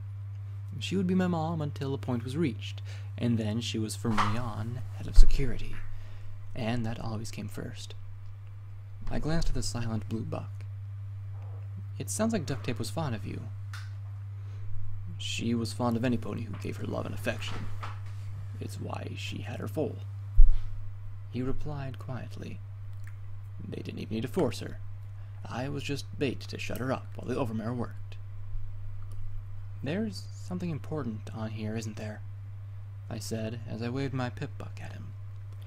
"She knew you had something, didn't she? That's why she made sure to have it erased." He grit his teeth, closing his eyes. I imagined he wasn't feeling too good right now, with the Med-X wearing off. "Help me!" I finally exploded at him. "Why won't you help 99? "To hell with you! This stable and every pony in it!" he shouted back at me. his eyes blazing for a moment, as he looked like he wanted to attack me. Then he slowly relaxed, fighting for calm. My whole life, you mares have fucked me. Now, you're going to get fucked by your own. It's nothing less of what you deserve. I blinked at him in shock. How can you say that? The stable is your home. We're your family. We're all that's left in Equestria. He gave me a sharp, angry look. I couldn't believe how selfish he was being. If that's how you feel, then tell me why to copy the files at all. Why not just let her destroy them? His angry eyes looked away. Slowly, I approached him, and he winced as he backed away into the corner. His eyes kept twitching from mine to the floor and back again. It was annoying. Look, I'm sorry. The rules are what they are. If I could just let you go, I would, but I can't. If you know what she's doing or what's going on, something I can bring to the head of security, then help me. He clenched his eyes shut. If I help you, you have to help me. He looked at me again with a ferocious glare. You have to let me leave this place, he said in slow, even tones of carefully measured control. Even if I die outside in 10 seconds, at least it will be 10 seconds free. What? He wanted to die outside rather than be retired? Okay. If there's any way I can, I will. I nodded. He stared back at me, and I gave him the most sincere smile I could. Finally, he nodded as well. Sweet. It's a plan, I said as I clapped my hooves together in glee. Okay. My only ally at the moment was a reluctant, wounded, pissy male, but I'd take what I could get. He stood and lifted his tail, carefully pulling out a bobby pin, and extending a small screwdriver from his body cavity. I blinked, realizing that I'd botched search protocols. Listen to the last recording I made with duct tape, he said, as he walked to the lock, wiped off the screwdriver, stuck it into the lock with his hooves, and fed the pin in with his teeth and began wriggling them around. So that was how we'd gotten into the supply room. I wondered what else he'd broken into or out of. Also you. I flipped through the files, looking for the tags and scanning for DT. I might not be able to do magic to save my life, but I only slept through half my pitbuck training. In my defense, it was the boring half. Finally, I found the last file tagged DT. It was dated a few weeks ago. It began, as expected, with the sound of slapping flanks. I blushed. Listening to duct tape doing it was different than listening to the overmare. She actually sounded like she really liked it. Funny, I never expected her to be so loud. Afterwards, a screamer! Down into little kisses and nuzzles. Then her soft sigh. This has been so wonderful. It feels like a dream come true. The overmare's been so wonderful lately. P21 said nothing right away, but then muttered in a low, flat voice. Yeah, she can be nice. Sometimes. From the way he said it, I expected that sometimes meant the times when she wanted to get something from some pony. Duct Tape gave a little giggle. I was talking about you to her the other day, P20. She says that when her plan is over, you can stay with me forever. You can be my... what was it again? Oh yes, husband. We can be the first ponies married in 99 cents, you know. The bad thing happened. That had to be the incident she was talking about. P21's response was monosymbolic. And we can have another foal together. Or two. Because once we're out, we don't need the quotas. What? P21 said softly. Out of what? Duct Tape cussed softly under her breath and sighed. Well, I guess you won't tell any pony. She gave a little giggle, but P21 remained silent as Duct Tape went on. The Overmare's gotten in contact with Stable Tech. The outside is safe and clean, and we're all going to be able to leave the stable soon. She also gave a joyous giggle. In fact, she's getting a broadcast from Stable Tech right now. What the fuck? Stable Tech built Stable 99 and set up rules and the Overmare. Going outside? But every day the stable broadcast told us the outside was a death trap. How? The door to the outside was sealed after the incident. He muttered softly. Well, just because it was sealed once doesn't mean it can't be unsealed. You know all the parts that Overmare was inventorying? Well, I fixed the door. I even programmed the Overmare a special code to open it and close it. See? I heard the sound of a pip buck beeping. And she said the outside was safe. Mm-hmm. I even took a little peek myself. I think it's... what did text call it? Winter? It was all cloudy, but I saw trees. They didn't have any leaves, but there were trees. I couldn't imagine a tree. Not really. Trees were pictures in books, so the only pictures I knew were grainy green blotches as far as the eye could see. You could survive out there. We all can. We don't have to stay here anymore. But why keep the secret? If the door is open and it's safe outside. Well, Stable Tech is afraid that all the ponies in here will freak out. The Overmare wants to avoid a panic, so she's only told a few ponies. I don't think even Ginrummy knows. Stable Tech says that they need a special data file from the stable that will tell them how we're doing the last 2 centuries. EC, 1101. So she's had me extracting it from the system. It's a doozy of a file, and buried pretty deep. There wasn't a response from P21. Then she said softly, I thought you'd be happy. What? Oh, it's just a lot to take in, he said quietly. Then he said softly, Duct, do you trust the Overmare? Of course! We must all trust the Overmare. She's our protector and our guardian. We'd be lost without her. She said in the rote fashion, like half the mares in 99. Of course, I'd say the same, but I'd be thinking sarcastic thoughts while I did. P21 was quiet for a minute, then said softly, Don't trust her. Not for a second. What? How? You remember how you saw me in her office? She trailed off. Don't trust her. You've been nice. 1 of 3. So I'm telling you, don't trust her. Protect yourself. Protect your filly. There was an uncomfortable silence. I suppose I could throw an encryption on it? Something that she can't crack until she promises to let us out? She mulled softly. Maybe make the password that name you liked so much. Huh? What name? But she was going on about algorithms something or other, and a few seconds later the recording cut off. Stable Tech. Going outside? This was huge. Epic. A real game changer. With Stable Tech here, all the Overmare and Rivet's pony shit didn't matter. Maybe I wouldn't have to be a security anymore. Maybe... Don't trust the Overmare. And that was what P21 had said. And that was the look in his eye right now as he worked on picking the lock on the door. And suddenly, I remembered an old pony saying, if something sounds too good to be true, it probably is. If the Overmare were serious about this, she would have told Mom. She's getting a broadcast right now. I glanced at my pip book. There were dozens of radio channels on it, but only 3 were used by the stable. I clicked on security, but it was dead during Shift C. Then to maintenance, and the dry chatter about a recycling pump malfunctioning in the bilges, and that Scotch tape should get right to it.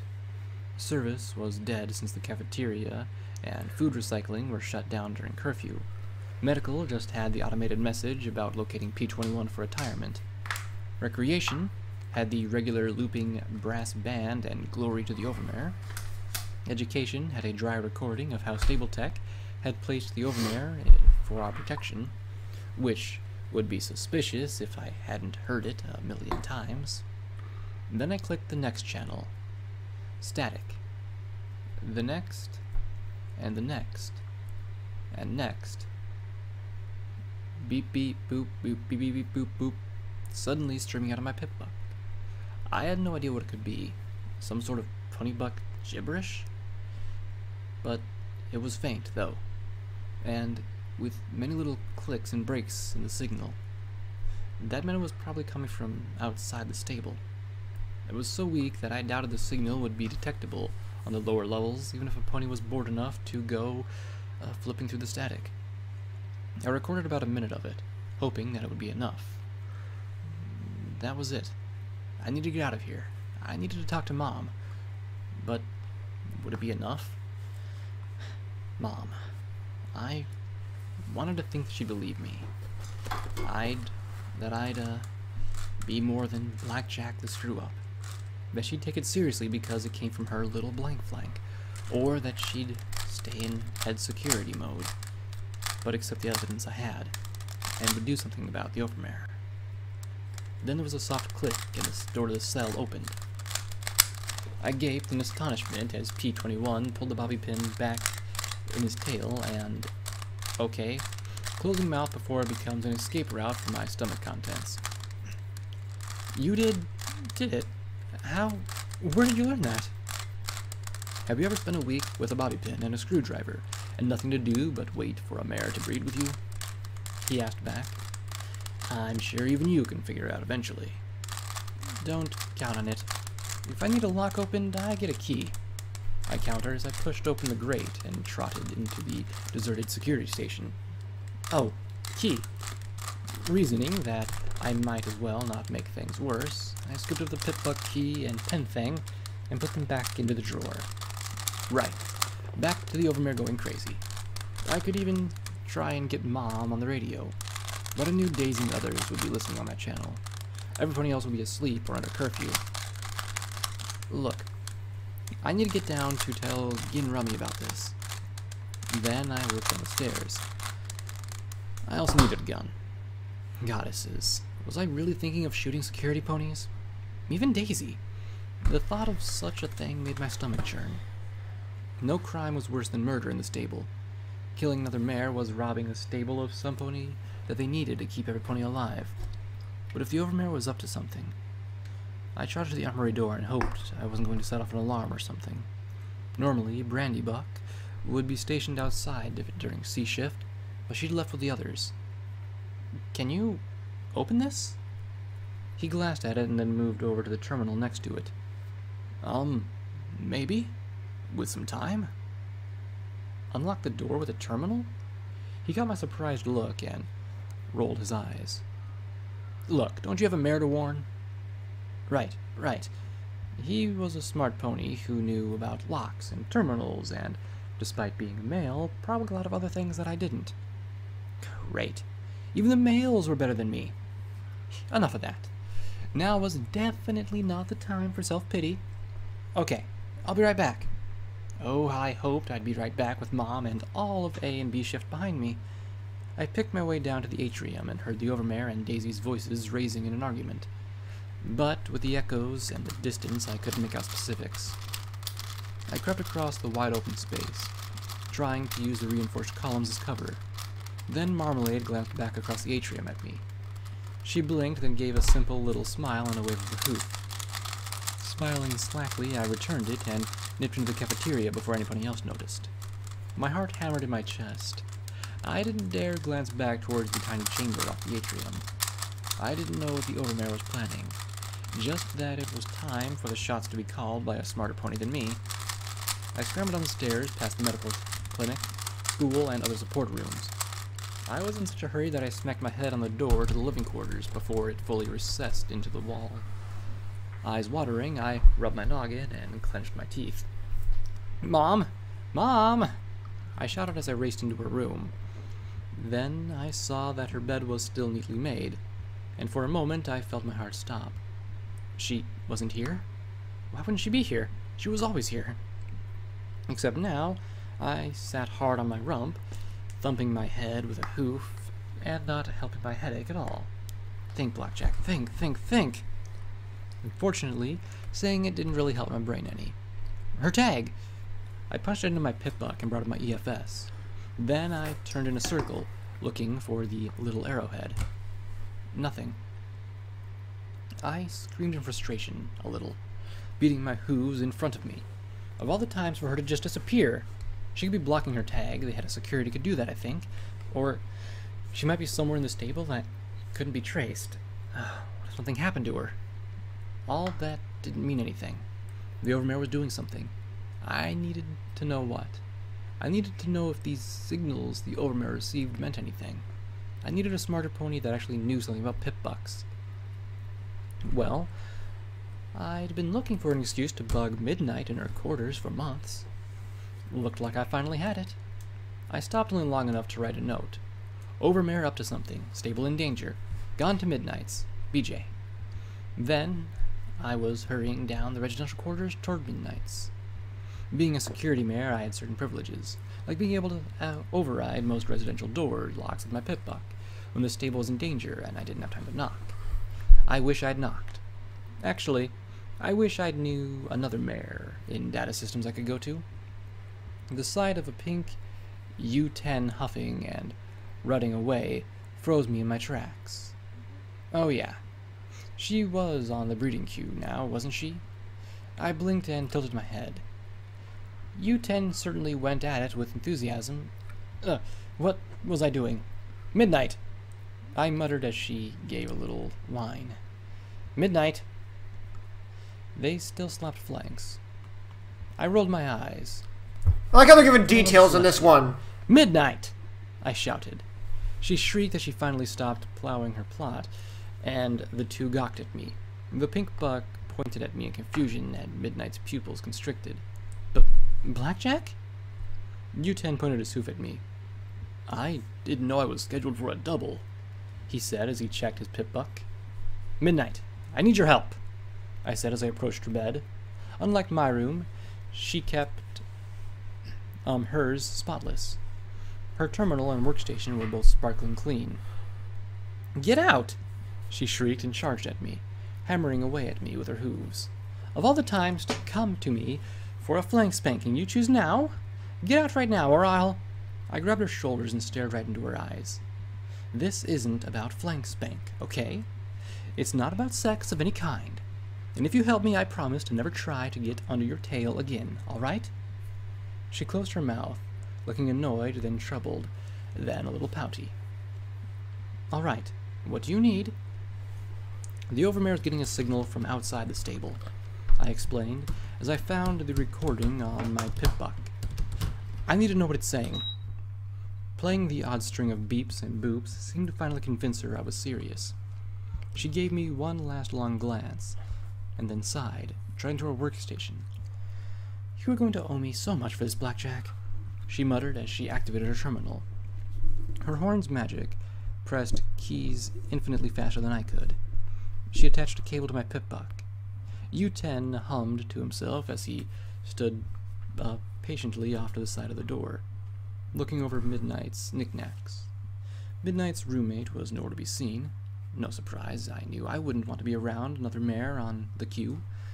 Probably. It's a stable tech transmission code, all right. Old one, too. None of our stable security modifications. Midnight said softly as she worked. Time was crawling by, and I kept swapping my tag back and forth. Mom was off the system. Daisy was by the main entrance, I thought. So was the Overmare. And now Daisy was moving back to security? My ears twitched as I thought I heard something. One benefit of life in Stable 99 was that the quarters were nearly soundproofed. Shouldn't be hard to clean it up, she said as she manipulated the file in her terminal. And done, she said triumphantly. Then she frowned. Wait, it's a text file? I blinked, leaning in to make sure I didn't mistake it. Stable Tech Security Forces incoming tonight. 0100 hours. Have EC 1101 prepared for extraction. You're doing the right thing, Overmare. You'll be getting control of your stable back. Deus. Stable Tech wants that program? Why? Midnight blinked. We haven't removed the encryption on it yet. I have no idea, I said with a sigh. Where is EC-1101? Wait, forget the file. In the stable's communication mainframe, you can access it in Maintenance 1 outside the Overmare's office. Since we can't break its encryption, I had it bundled for transport on a pip-buck. It's a weird file. I had to package it around a permanent rewrite protocol, she said in a rush. My ears twitched again at a distant sound. What was that noise, and why was my mane crawling? She must have taken my look for confusion, because she simplified herself for me. Once you put that file on your pip-buck, there's no way to take it off. It'll be permanently etched into the pip-buck's data matrix. I looked at her. She was still talking about the file. I looked at my pip-buck. One of the most commonly used features was the chronometer. The time? 01:22. There was a beep of an override on the door, and it hissed open. U10 smiled genuinely as he turned to face the door beside him. There were 500 ponies in Stable 99. I might not know them all by name, or even all of them by sight, but looking at the mare in the doorway, there was no way possible that she was from our stable. Her malted hide was a stained and blemished yellow, decorated with scars and bite marks. The whites of her eyes were stained a solid piss yellow. Her mane had been pulled into bloody spikes. She wore barding made of strips of leather and tires and decorated with countless nails jutting out. Her reeking brown teeth curled into a grin of pure glee. And any of us had the slightest doubt remaining, she blew off U10's head with the sawed-off single-barrel shotgun clenched in her jaws.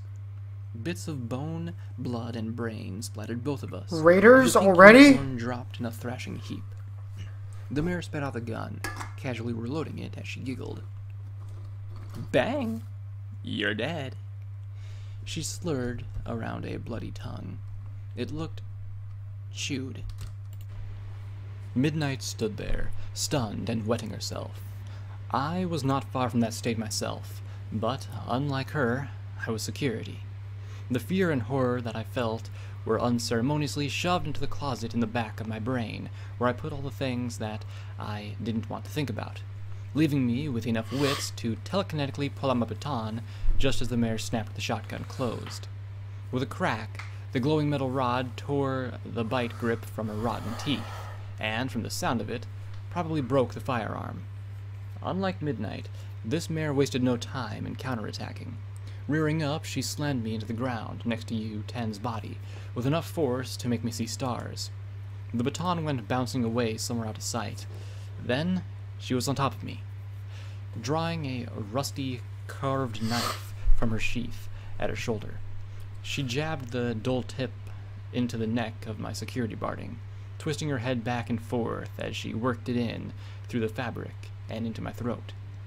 I glanced at the slain unicorn beside me and the paralyzed Midnight, who'd be next. I looked down at the knife and applied all my magic to the blade, fighting to twist it away. The rusty metal shook as the mare bit down even more tightly. Then, the rusty knife snapped in two, and I reversed the tip. With a telekinetic shove, I rammed the sharp metal deep into her throat, as deep as I could. Her yellow eyes shot wide as her sliced throat spurted blood all over my chest, neck, smearing my barding with her gore. Finally, something gave inside the nightmarish mare, and she slumped limply against me. I gasped, my heart hammering as I kicked my way clear. I'd just killed a pony. A diseased and demented pony, but a pony nevertheless. Before I let that train of thought go any further, I wrestled it into the closet with the rest of the things that I didn't need in my head right now. Because right now, Midnight was going into shock as she stared at the corpses in her quarters. I looked at the bloody pip-buck on the murderer's foreleg. It was from Stable 99, and from the gore covering most of it, I doubt that it had been removed or donned with a key. Number 340, I said softly. Snowdrop. A quiet, loyal security mare, who'd always been cool to me. One of the 9 that'd been with the Overmare. You! rasped a pony from the door, a unicorn floating a rusty razor blade in front of her. I found something better, I hoped, in the rusty 20-gauge shotgun dropped by the earth pony I just killed. I didn't even need to use the mouth grip. I slipped into Sats as she charged, the blade slashing wildly in front of her. The world dropped to a crawl. In the spell, I could target her legs, body, or... Time crawled forward, and the cone of lead blasted out at the end of the shotgun. I watched with sickening clarity as the lead abraded her face. She screamed, slashing blindly, kicking and biting with a frenzy. I grabbed her with my hooves to hold her still, reversing the butt of the gun and bringing it against her skull. Again. The two things broke, the butt of the gun and her skull. She flopped over limply, twitching spasmodically as I fought furiously to keep my focus. Don't think beyond right now. That closet was getting pretty full, though. Now finally things go downhill. Streams in her throat, and I stood, blocking the side of the bodies. 2? Had I really just killed 2? No, don't think about it. I should be good at that. Midnight, I said, sternly, staring into her pinprick eyes. Midnight! I shouted, and because I'm not a medical pony and couldn't have anything else to do, I smacked her hard across the face. That snapped her out enough to look at me. The stable's being invaded. You have to find security ponies and my mom, and get every pony else down to the maintenance tunnels. Find rivets. She can take care of every pony.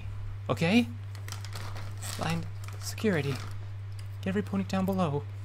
She muttered weakly, then nodded. What are you going to do? And that was a very good question. Fortunately, there was a simple answer as I found my baton and levitated it up. Well, I guess I'll thump him with my stick. Goddesses. It just had to have sounded sick to crack jokes right now, but I had to ignore everything I'd stuck in the back of my head. Of course, as good as my stick was, the gun was better. Sadly, the shotgun was out of commission. The broken butt had bent and unseated the breech. That was probably for the best, though. I'd been lucky I hadn't blown up in my face. There was an easy way to tell which way the raiders had come. They'd left a trail of blood from the residential door to residential door, all the way down the hall. Since there wasn't any blood past Midnight's, I hoped that it was clear. Go, Midnight! Go! I urged as I made my way carefully down the hall, trying to be as quiet as possible. I didn't understand these ponies. If they really were ponies and not some sort of mutant pony-shaped predator of some sort, they reeked. They seemed to revel in bloodshed.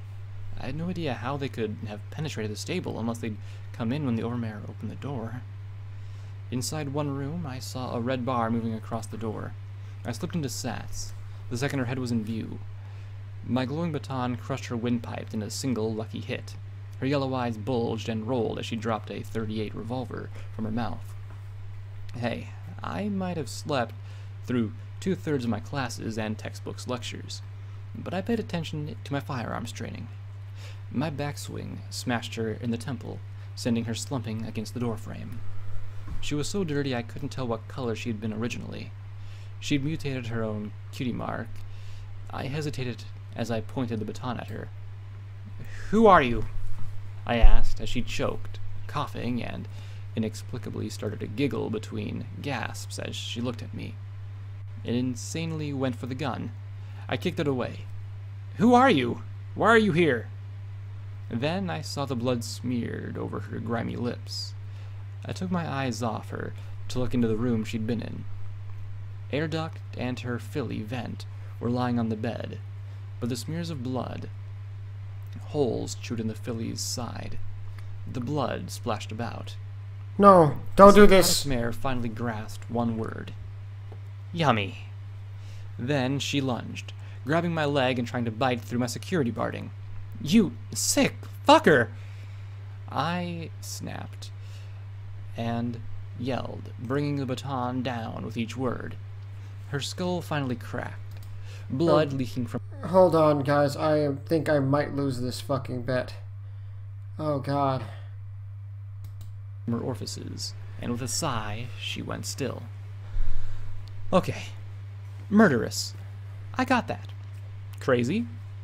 I could deal with that too. But how the fuck Did these ponies get in the habit of eating other ponies? Oh, shut I up. looked at Vent. Had she been dead when... Okay, puking now. I couldn't help myself, my lunch coming up into the doorway. When I finished, I did all I could to lock that thought with the others and push the mental dresser against that closet door in the back of my mind. You could talk. Freak out and deal with this later. I Recycle. checked the revolver. 4 rounds. And 6 more on the other pony mare. 3 down. How many to go? There was an awful lot of red in my EFS as I made my way towards the stairs of the atrium. I can't stand these sick fuckers. The buck said from the stairs above me. That it was a buck made me guess that they weren't quite the same ponies as before. Murdering, psychopathic, rapists, the lot of them.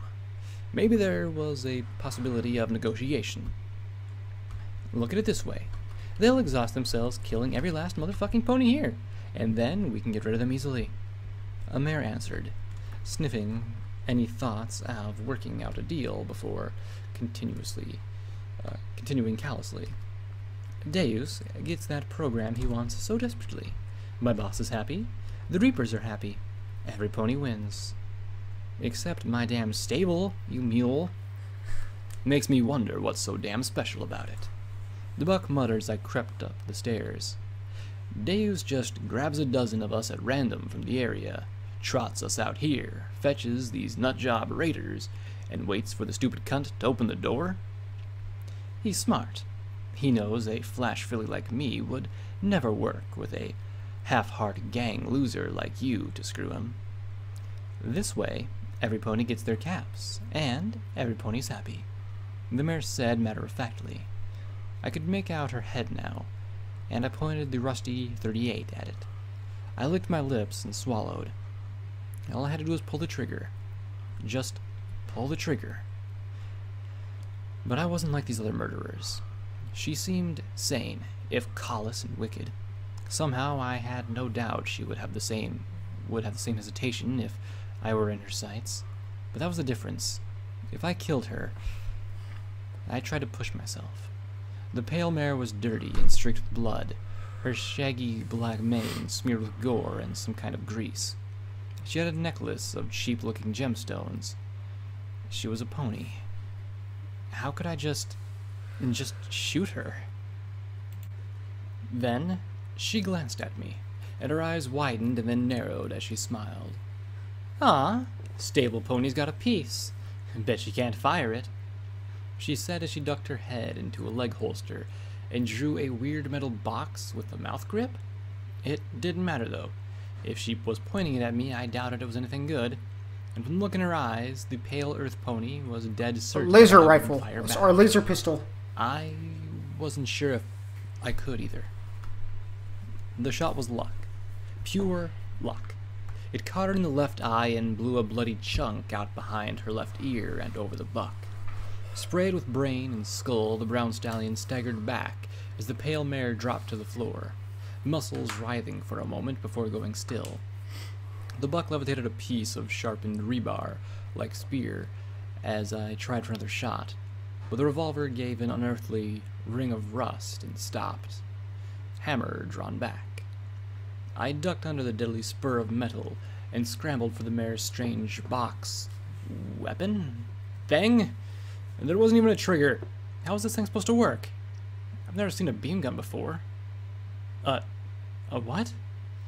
The metal box was whipped towards me again, and I barely brought the beam thingy up in time to block the tip. There was a flash, a fizzle, and the magical spur continued on, with no hesitation, right into my flesh. I screamed as the sharpened steel caught me on the collar and ripped my hoof-long tear down the side of my neck.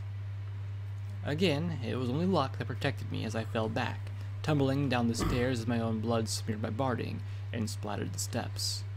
I landed on my back as the scraggly brown buck descended with a crude but effective weapon ready to spear me like a rat roach. "Stupid, soft stable ponies," he said as he raised the sharpened bar. I watched, unable to move, sure that I was about to die. There was Then the resounding sound of a gunshot in the halls, and a hoof-sized hole appeared in his chest. His eyes popped wide as he jerked back, staring down the hall past me.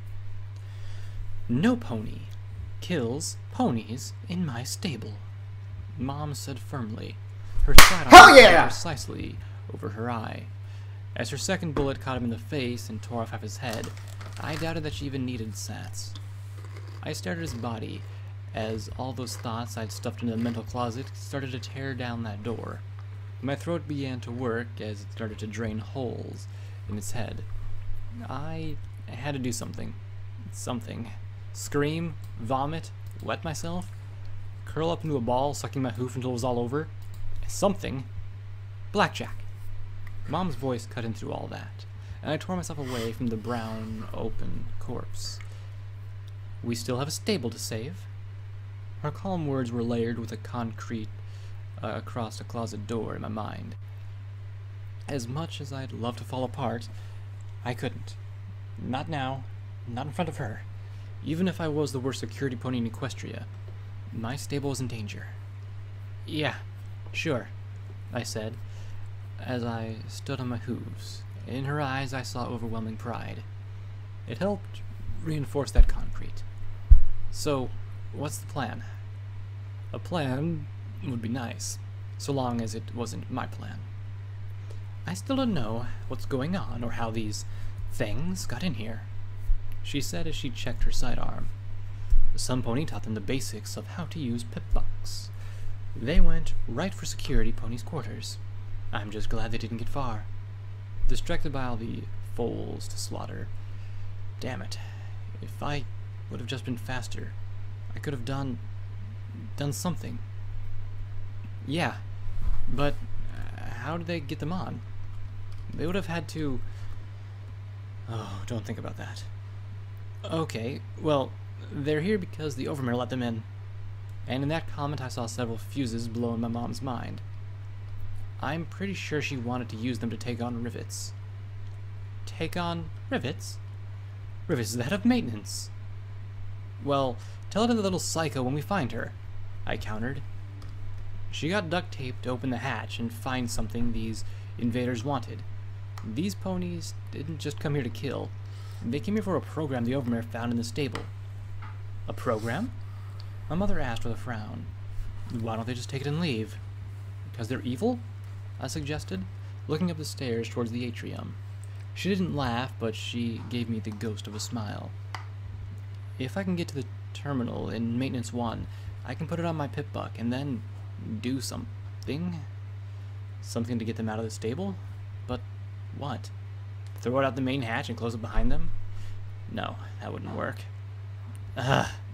Why can't a smart pony figure this stuff out?" I whined as Lock and Barrel, two A-shift mares, came up with batons out. For them to leave, the program would have to leave too. Some pony would have to take it out. "What if I took EC-1101 outside? They'd have to follow me then, wouldn't they?" "Don't be ridiculous, Blackjack. It's almost certain death outside." Mom retorted immediately. "It's pretty reliable death in here, Mom. I mean, Miss Head Security Mare, ma'am." I fumbled, blushing a little. She swept me into a hug. Okay, now I was blushing a lot. She quickly let me go, reddening herself. Mom never was very good with being a mom. Not that she was a bad mom, just... why did I have to get so many conflicting things going in my brain right now? Gin Rummy took point, going up into the atrium. As we advanced up the stairs, I heard a filly squeal. Harsh laughter filled the air as we reached the doorway. Carefully, we peeked around the corner. The invaders were on the far side of the atrium, right outside the door to the stable entry. At least a dozen mares were dead. From the smears of blood, they'd been dragged here from their quarters below. The door to security was clear.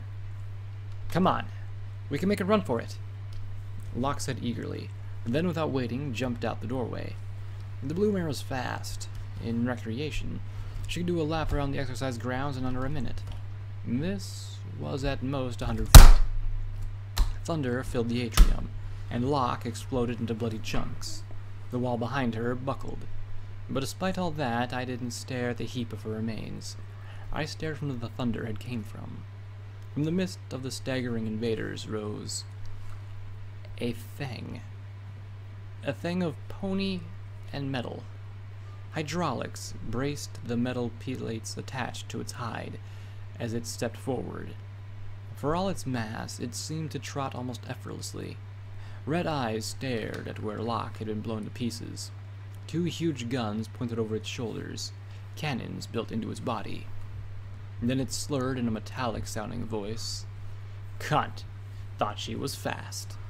Cunt was wrong. The invaders laughed in agreement. Now watch the door. Might need to go get another batch of raiders. Go get more? As long as that banging was here, the door open. Why not? It could just be sending in more killers. A half dozen moved forward. 1 more of them wearing a bloody pip-buck. Hey, red bars! He crowed in glee. These fucking things are great! Cunts still got some fight in them. Cunts are fucked. From the laughter of the others, I really couldn't disagree. We fell back. Now what? Beryl asked, the green mare visibly shaking in fear. I'm open to suggestions, Mom said grimly. I frowned, then looked back at the landing. I've got an idea. This was a terrible idea, but it was mine and the only one we had. I'd shucked my security barding and was now putting on the ratty cloth of a unicorn mare. The coloring was close, and Mom was blackening the red in my mane with grease from the maintenance closet. Good thing your horn is so small, little fishy, she said, finally past all of her arguments on why this wouldn't work. Mom was lavender, Beryl was green. I was the only filly that looked close to the mare I'd killed. Mom, I'm about to pretend to be a psychotic wild pony. I replied flatly. Please don't call me that. The last thing I needed was that stupid name, and her talking about my horn, which wasn't that small anyway. It was just compact. This is suicide, Beryl muttered as she smeared more dirt on my mane and tail. Then they won't expect that, I said. How are you going to get past their EFS? Beryl countered. I rounded on her. Beryl, do you want to do this? The green mare looked like she wanted to crawl under her bed and cry. I knew I did. I looked at Mom. How am I going to get from security to the entry, though? Folks will notice too soon if I just trot out past them. There's a passage from the Overmare's office to the entry chamber. The Overmare's grandmother used it to sneak out of her quarters after curfew. Mom said as she transferred the code to my pip-buck. That should get you through. I doubt the Overmare even knows it exists. She sighed as she looked me in the eye. Are you sure you want to do this? I'm the only one who can, I replied evenly. It wasn't like there were countless pale security mares. The only other 2 were Daisy and Snowdrop. So, if I make it, close up the stable as quick as you can. Heck, I'd reseal it if I were you. If that door opens again, 99 is doomed. I floated the weird box gun into my holster and checked one more time in the mirror to make sure my horn was covered by matted mane. This wasn't even barding. It was clothes. Rummaged together clothes to try and make a soft, sort of imitating outfit. I felt like a 2-bit trick pony. The only good thing was that it covered up my cutie mark. There was no way I could mimic the 2 gold coins on the dead mare's rump. Moving my way back towards the atrium, I heard a pony scream and some pony else cackle. She bit it off! I didn't have any time to speculate who was biting off what as I approached the door. Another pony yelled, Here comes another one! Don't fucking shoot! I bawled as I stepped out. There was a whole lot of guns and eyes on me, as I gave up any thought of shooting. Hell, I didn't even have a weapon. It's me, I said, encouraged by the lack of gunfire. The feeling of pieces of lock under my hooves was simultaneously trying to make me throw up again and giving me a really, really good reason to not do anything that might break my cover. 2-bit? The buck wearing the bloody pip-buck said. That you? Of course! Who the fuck do you think it is? I countered, and my belligerent tone seemed to put him at a sullen ease. What the fuck's going on down there? I thought the scum had taken out all their fighters, he said sourly. They got security ponies and are putting up a fight, I countered. Then the metallic voice grated. Then what are you doing up here, cunt? I stared at the metallic monster and our eyes met. I heard a tiny whirl as its red glowing eyes tracked my movements. I nearly died right there. Because of that instant, I almost forgot that I was supposed to be an earth pony. I ducked my head, bit the mouthguard, and pulled the damaged weapon from my holster. Apparently, something about that struck half the ponies as hilarious. Flasher lost her flash. The buck wearing the pip-buck roared in glee. I wanted to balk. Instead, I glared over the mouthguard. But the metal monster pony didn't find it funny. With a shocking speed, it swatted the gun out of my mouth. And suddenly, the only ponies laughing were the yellow-eyed, mangy ponies with their insane giggles. Cunt doesn't have her gun. Cunt is useless then. Cunt should be fucked. Huh, cunt? He placed an armor-plated hoof on the dropped weapon and leaned on it. The casing gave and flattened with a crunch. At the moment, I was pretty sure I knew how it felt. I suddenly became very aware of one part of him that wasn't mechanical. A part that I was fairly sure was going to be inside me in a few seconds. Oh, hell no. I became aware of a whisper and looked over at a prone white shape. The overmare. One of the filthy yellow-eyed ponies was pinning her down and raping her, her mouth and flanks bloody.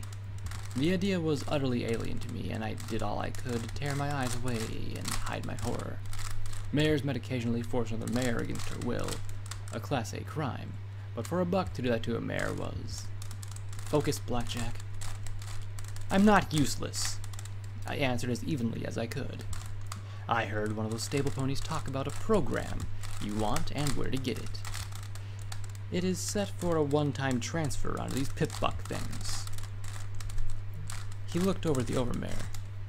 So, the little cunt wasn't lying. I told you, she sobbed, as she lay there like limp meat, blood streaking her muzzle and flanks alike. As much as I didn't want to get blown into pony pieces, I'd take it over that. I'll go get it for you, I said evenly. His red glowing eyes drilled into me. I'm getting bored, cunt. 15 minutes. Then I'll make my own door. He said with a nod at the huge cannons. A brown unicorn buck stepped forward. You can't, Deus. If you destroy the terminal, then Sanguine will never get the file. This unicorn didn't fit in with the others. Despite the fact that he wore the same dirty clothes, he seemed cleaner, healthier, though still scrawny. The pip-buck on his leg didn't look like it had been stripped from another mare. Then I glanced at his flank, a blue male symbol with 21 dots beneath it. A stable 99 buck? How? I don't care. I want these cunts dead. Fucked and dead, or dead and fucked. I don't care. This is taking too long. He said almost in pain before he stared at me. Fetch, cunt. Kill the ones left up there and bring me the program. Do it now, cunt. Wow, Deus certainly had a favorite word, didn't he? I should go with her. I should be the one who gets it.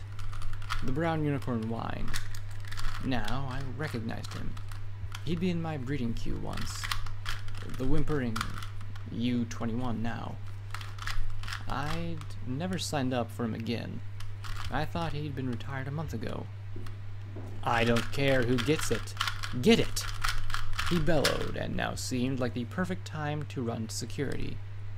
U-21 scrambled past me to get through the hatch first. Okay. Get the program, don't get killed. Get the program, don't get killed. He muttered. I stopped him at the foot of the stairs, hearing banging from above. What's going on up there? What's going on? Those two security mares who escaped barricaded themselves inside.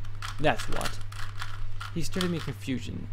I felt a little stir of glee, and Deus, massive as it was, couldn't fit through the door, and couldn't blast it bigger without risk of breaking the program. Daisy made it? Of course she made it. She was too tough and mean to get killed by any pony. Daisy? His eyes popped wide, and he reached up a hoof to brush my matted mane aside, to uncover my compact horn. Blackjack! That's me. How did you end up with... But my attempts at interrogation were as for naught. As he opened his muzzle wide to yell, I shoved my right hoof into his mouth. Really sorry about this. I apologized, then swung my pip buck hard. The reinforced casing smacked into his head once, twice, thrice. Finally, he went down into a quaking ball. Not concussed, but too traumatized at the moment to bring shit down on me.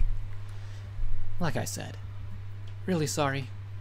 Unless he was involved in all this. I ran up to the security level and heard the yelling and banging. There was a door that divided the Overmare's office, armory, and some utility rooms from detention, briefing, and the gun range. The door itself had been forced open, but Daisy had barricaded it with a desk. Now a huge red mare with a fire axe was chopping her way through it. Three were cheering her on, shouting encouragement as they either brandished their own weapons or giggled in glee.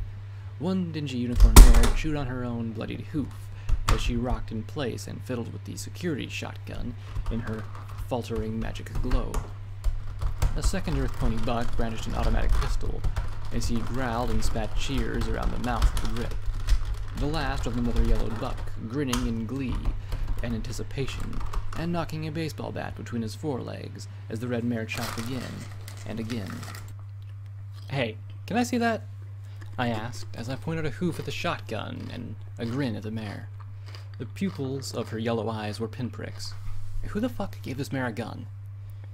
She was chewing on the end of her legs so much that I thought she was going to gnaw it right off. She gave a delighted giggle and pointed it at me. See? I nearly soiled myself as she pulled the trigger. At least, no pony had been dumb enough to give her ammunition. Give me that, I said as I grabbed the floating weapon with my hooves. Her magic was shit, and collapsed as I tugged it from her grasp. Where are the shells? I asked the automatic-wielding buck. He arched a brow skeptically, looking at my empty holster. It broke, okay? He snorted and tossed a small bag of 20-gauge buckshot shells. My horn glowed as I loaded the rounds into the gun. He spat his pistol into his holster to speak. Just make sure you keep it away from that psycho, he said, not taking his eyes off the barricade, and waving a foreleg at the mare I had taken the shotgun from. Why the hell Deus brought them along, I'll never know. What's wrong with her? I asked. Who knows? Raider scum like her are all alike, he muttered. Once they get that way, they're as good as dead. He looked at me as I racked the shells into the chamber. You know how to use that thing? Then his eyes widened as he looked at the glowing shotgun. Wait, weren't you? Yep, was all I replied, looking at him right in the eyes as I slipped into sats and realized that what I was about to do. What I was really about to do. The same raiders I'd killed had been attacking me, and she'd died more by accident than anything. But now, with time practically frozen, I looked into his eyes and deliberately toggled 2 shotgun blasts to the head. It was still self-defense, as I was security and I was protecting my stable. It didn't make it any easier, but it made it possible. Time returned, moving as if in molasses. Damn. The stable tech assisted targeting spell slowly discharged, and I watched the cone of lead fan out in a narrow wedge of death. I watched his flesh pulverize and tear away with each pellet, his head deform, and blood and bone fly away behind him. The second shot repeated the devastation, and I watched in horrification and fascination as his head detached completely as he dropped like a sack of meat. I stood there for a second, staring in shock. I'd just decapitated a pony. It was a second too long. With a scream, the mare with the bloody hoof launched herself at me as the buck with the baseball bat swung it wildly. The clothes I wore were little protection against the heavy impacts of the bat. Sweet Celestia had driven nails through the end. I cried out in pain as the rusty lengths pierced deep into my shoulder. This seemed to make the mare enter into a frenzy of biting and chewing, snapping at my neck as I tried to shove her away. The only upside was that, with the two crowding me, the mare with the fire axe couldn't chop me down. Unfortunately, she had the presence of mind to drive for the dropped automatic. Sats took a while to recharge, so in the meantime I backpedaled for the stairs, firing wildly at the maddened pair. One of the perks of a shotgun was that close was good enough in tight quarters like this. The shotgun held 5 more shells, and I pumped them out as rapidly as I could, the buckshot peppering them with oozing wounds. It was nowhere near as effective as the first 2 shots, though. Sat's accuracy was truly terrifying. I was glad that none of these ponies seemed to have access to it or knew what it could do. The buck went down with the 4th round, giggling as foamy blood poured from his mouth. The 5th shot missed the mare entirely, and she slammed her bloody hooves against me in a frenzy, cackling all the while. I saw the red mare pick up the dropped automatic pistol and turn towards me. "I don't have time for this!" I shouted, throwing my hooves around the frenzied mare's throat and twisting as my horn furiously scrambled to reload. The pistol's 9mm rounds thumped into the mare in the mare's abdomen. Clearly, these psychotic mares were disposable. She didn't even seem to realize she was shot, but I certainly did as I felt the bite of one of the traveling rounds travel through my temporary shield. "Hugs!" The mare rattled in my ear before she slowly slumped down out of my grasp.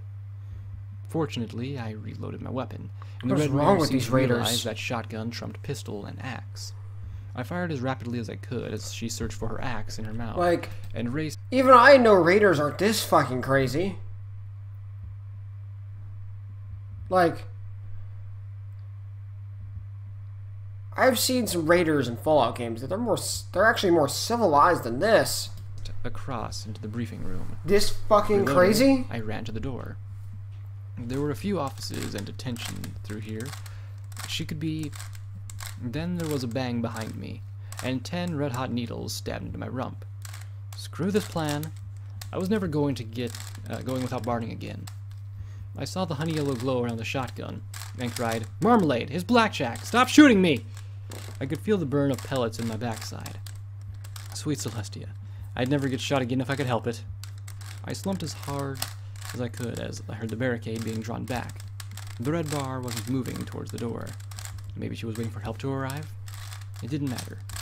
In just a second, Daisy would smash my rear legs out from under me, kick me on my back, and knock the wind out of me with a blow to my gut. Okay, not what I'd been expecting. I screamed as I rolled over onto my back, and just in time to block her next strike with my reinforced casing on my pip buck. "Daisy! It's me! Blackjack!" I coughed and sputtered. She looked at me coolly, spitting out her baton and twirling it in its loop around her hoop. "I know. If we're all about to die, I at least want the pleasure of finishing you off." I stared up at her, and oddly, the word Deus was so fond of roared through my mind. My anger was enough to get a little more oomph from my horn, and I grabbed her baton, using the loop to twist her foreleg in and up. Overbalanced, she crashed forward and on her side as I rose, pressing the shotgun to her face. "I don't have time for this," I said, my heart thundering in my chest. The shotgun shook as my magical focus was rattled, and I hoped that closet would stay sealed closed. "I know we got problems, but I have a plan to save the stable. So please, cut the pony shit, and you can kill me when I get back." "Back?" Marmalade blinked slowly. She'd been badly beaten and had blood matted around her mouth. "You're going somewhere?" "Outside," I said as I turned around from Daisy. I couldn't kill her. I had a better chance of killing her by accident than intentionally. "But you'll die," Marmalade said softly. "I don't want you to go." I rose to my hooves, my backside really complaining as I limped for the door. "Really? Why?" "'Cause you're my friend," Marmalade said simply with a wide, vapid smile. "Why else do you think I fooled around with you all the time?" She levitated a trio of healing potions from a medical kit. "Here. I was going to use them, but you're all shot up." I stared at her with a worried frown. Marmalade. Friend. She'd always been the slow pony in Daisy's shadow. Too stupid to work alone. So simple she was annoying. No pony I'd ever call a friend. I drank the potions, glad for the cooling, healing sensation in my hindquarters, and looked at the honey-colored mare with unease. Well, thank you, Marmalade. She smiled and gave a little nod. Daisy shoved past me. Yeah. Sunshine and hugs and all that horse shit, she said as she slammed the barricade back into place. Her angry scowl turned skeptical as she regarded me. You're really leaving? Was I about to faint, or did she really sound the tiniest bit concerned? Raiders are here for a program. I'm going to steal it and hope that they all come chasing after me. Then Mom can retake the stable, I said with a little nod, stripping off the useless clothes. Marmalade gave a soft "oh" of comprehension, and without another word shrugged out of her security barding and handed it over to me. P21, are you here? I asked as I pulled it on. I gave Marmalade a grateful smile. That useless cock pony? Daisy snorted. You called, P21 said dryly as he stepped out of the open door to Maintenance 1. There was an unmistakable smug look on his face, at the shocked expression on Daisy's face. His eyes met mine, and his smug expression disappeared. You changed your mind. You're retiring me after all, he said flatly as he glared at me. Daisy chuckled in glee. Now we're talking. Just hold still, she said, taking a step towards P21. P21 slowly limped backwards. You never pass up a chance to break a mail, do you? Mail? Psh! I never miss a chance to break any pony, Daisy said with a sharp grin. Okay, this nonsense needs to stop now. I racked a shell into the shotgun, and Daisy turned towards me. Had to be careful. I only had a dozen or so shells left, and I wasn't going to rob Marmalade. The armory door was still closed tight. Probably near the overmare's or Mom's personal codes to open it. Shit. I thought of the cornucopia of weapons stored for an instant and thumped my hoof against the floor. Look, now really isn't the time, I said firmly. Okay, if I was being the voice of maturity, then Stable 99 was officially doomed. I looked at P21. The plan's changed a little. You're still going to get out of here, but I'm going with you. Not happening. You're big, noisy, obnoxious, he stated flatly. Ugly. Oh, and fat, Daisy threw in. Really lazy. A bit of a leech, Marmalade added. And her horn's so tiny. Hey. And female, he concluded in a tone of finality. Okay. Didn't I have an ego? Oh yeah, there it was. Then that mashed up thing on the floor. Maybe, but I'm also the pony with a plan. Here it is. I get the program, I run out of here with all of them chasing me. Mom and the rest of security push them all out. Door gets sealed forever. If you think you can sneak past and make it outside on your own at any point in that plan, feel free. Otherwise, I'm going with you, I said as I thumped his chest. P21 glared in return. Sweet Celestia, what was his problem? Fine, he muttered finally. But after we're out, you're on your own. Right. Probably for the best anyway. Now that I think about it, there was another vault was kind of almost the opposite of this, where it was male dominant instead of female. So, Midnight said there was a program on the terminals up here. EC 1101. I need you to transfer it to my pip-buck. He nodded with a scowl and led me to a little closet, dignified with the name of Maintenance 1. There was barely enough room for both of us as he connected the pip-buck to the machines. I noticed Daisy following, walking a little stiffly. What's the matter with you? She flushed furiously. Go buck yourself, Blackjack. Sodomized, P21 said simply. I was really glad that Daisy didn't have a shotgun at that moment. She, however, did launch herself at P21 with the clear intention of smashing him into blue jelly. I was barely able to stop her. What? Was she trying to get him killed? How'd you know? Marmalade asked curiously. but he just gave her a flat look and went back to work. Rude. I watched him work. I wonder what it does. Opens a camera, Marmalade said, looking hopefully that she was being helpful. Well, that's what they said it did. What? I shook my head. This was Marmalade after all. Never mind. Is it transferred? Almost. There's a whole bunch of Overmare files here I'm adding, just in case. I always thought it was cute how it looked like Earth ponies were prancing on the keys with the tips of their hooves. And then he pushed one more button. The stable around me vanished as my EFS went crazy. Whoa, whoa, whoa, hey, what's going on? Columns of numbers and diagrams and maps and... what the hell was that supposed to be? All flashed by one after the other. Then as quickly as it began, it ended. A tiny cursor appeared. Permanent transfer complete. EC1101 transferred. Warning, unknown encryption detected. Warning, biomedical, peripheral insufficient. Warning, navigational data unavailable. Warning, Equestranet data connection not available. Please commence manual transmission. Please. What? I opened my mouth to see if a smart pony might have an explanation for what just happened, but at that moment there was a roar from the atrium followed by an explosion that shook my teeth. I suspected that Deus had gotten tired of waiting. Okay, the running part of the plan. Problem, he muttered, pointing at his injured leg. Oh, yeah, that. I pulled out another syringe of Med-X, jabbed it into his leg, and injected the painkiller. Problem solved. I could have used some myself. I had one hell of a headache from that light show. We moved into the Overmare's office.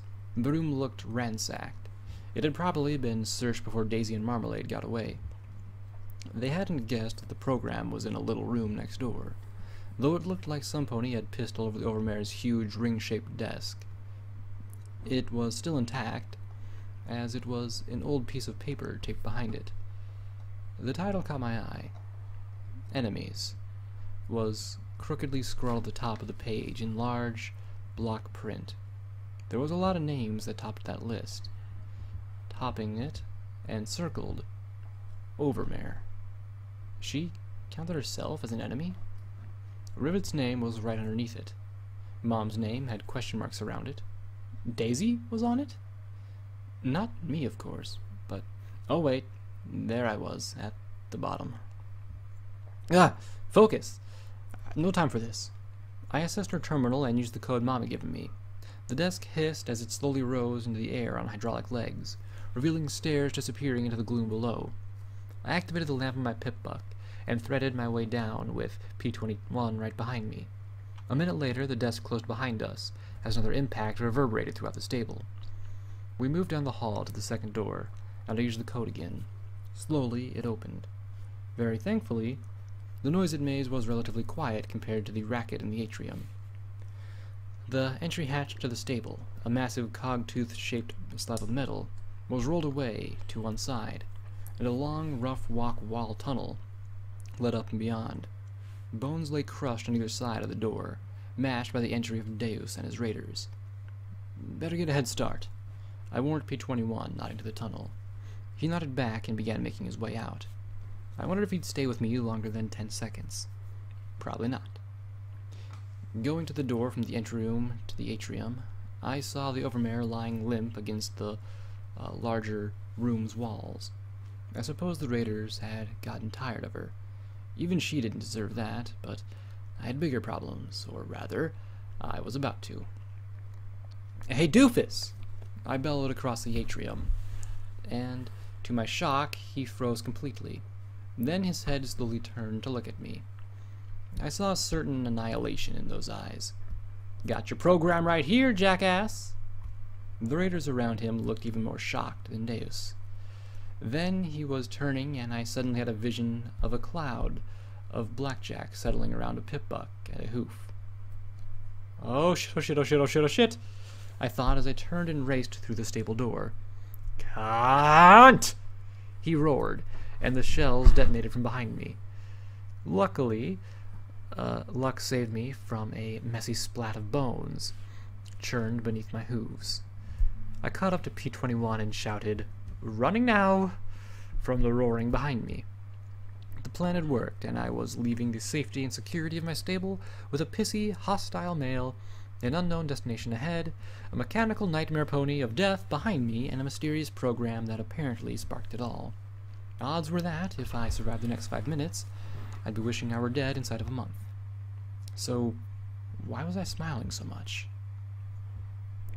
Level up. New perk. Rapid reload.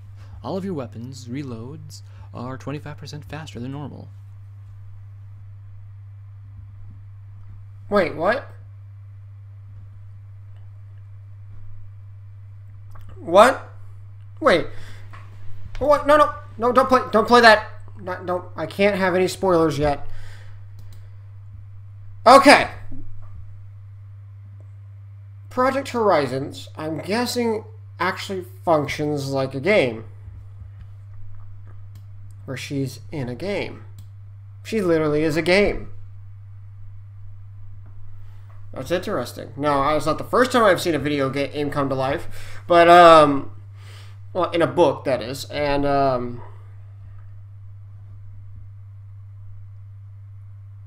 think it was called Discordia. If you ever read that, I love that book, by the way. Other than that, I guess that's all I can have for this episode. So anyway, guys, I hope you guys enjoyed this awesome stream. So I'll catch you guys later into the next stream. And Wason, I hope you'll see this soon, because you're probably not watching this now. But once you do watch it, just remember, I have your fan art on the wall now. And also, if any of you are going to be watching this in the near future, I do accept some fan art. It will be left my you can either send it to me, a link to your art, to your personal art you've done, and I'll print it out, or you can mail it to me. I have my mailing address in the description. You can just send me stuff. I do appreciate fan art, whatever you guys can send. Anyway, and don't forget to leave a comment, and don't forget to subscribe, and remember to hit that notification button and everything. So anyway, guys, I'll catch you guys later, and I'll see you in the next video. Bye!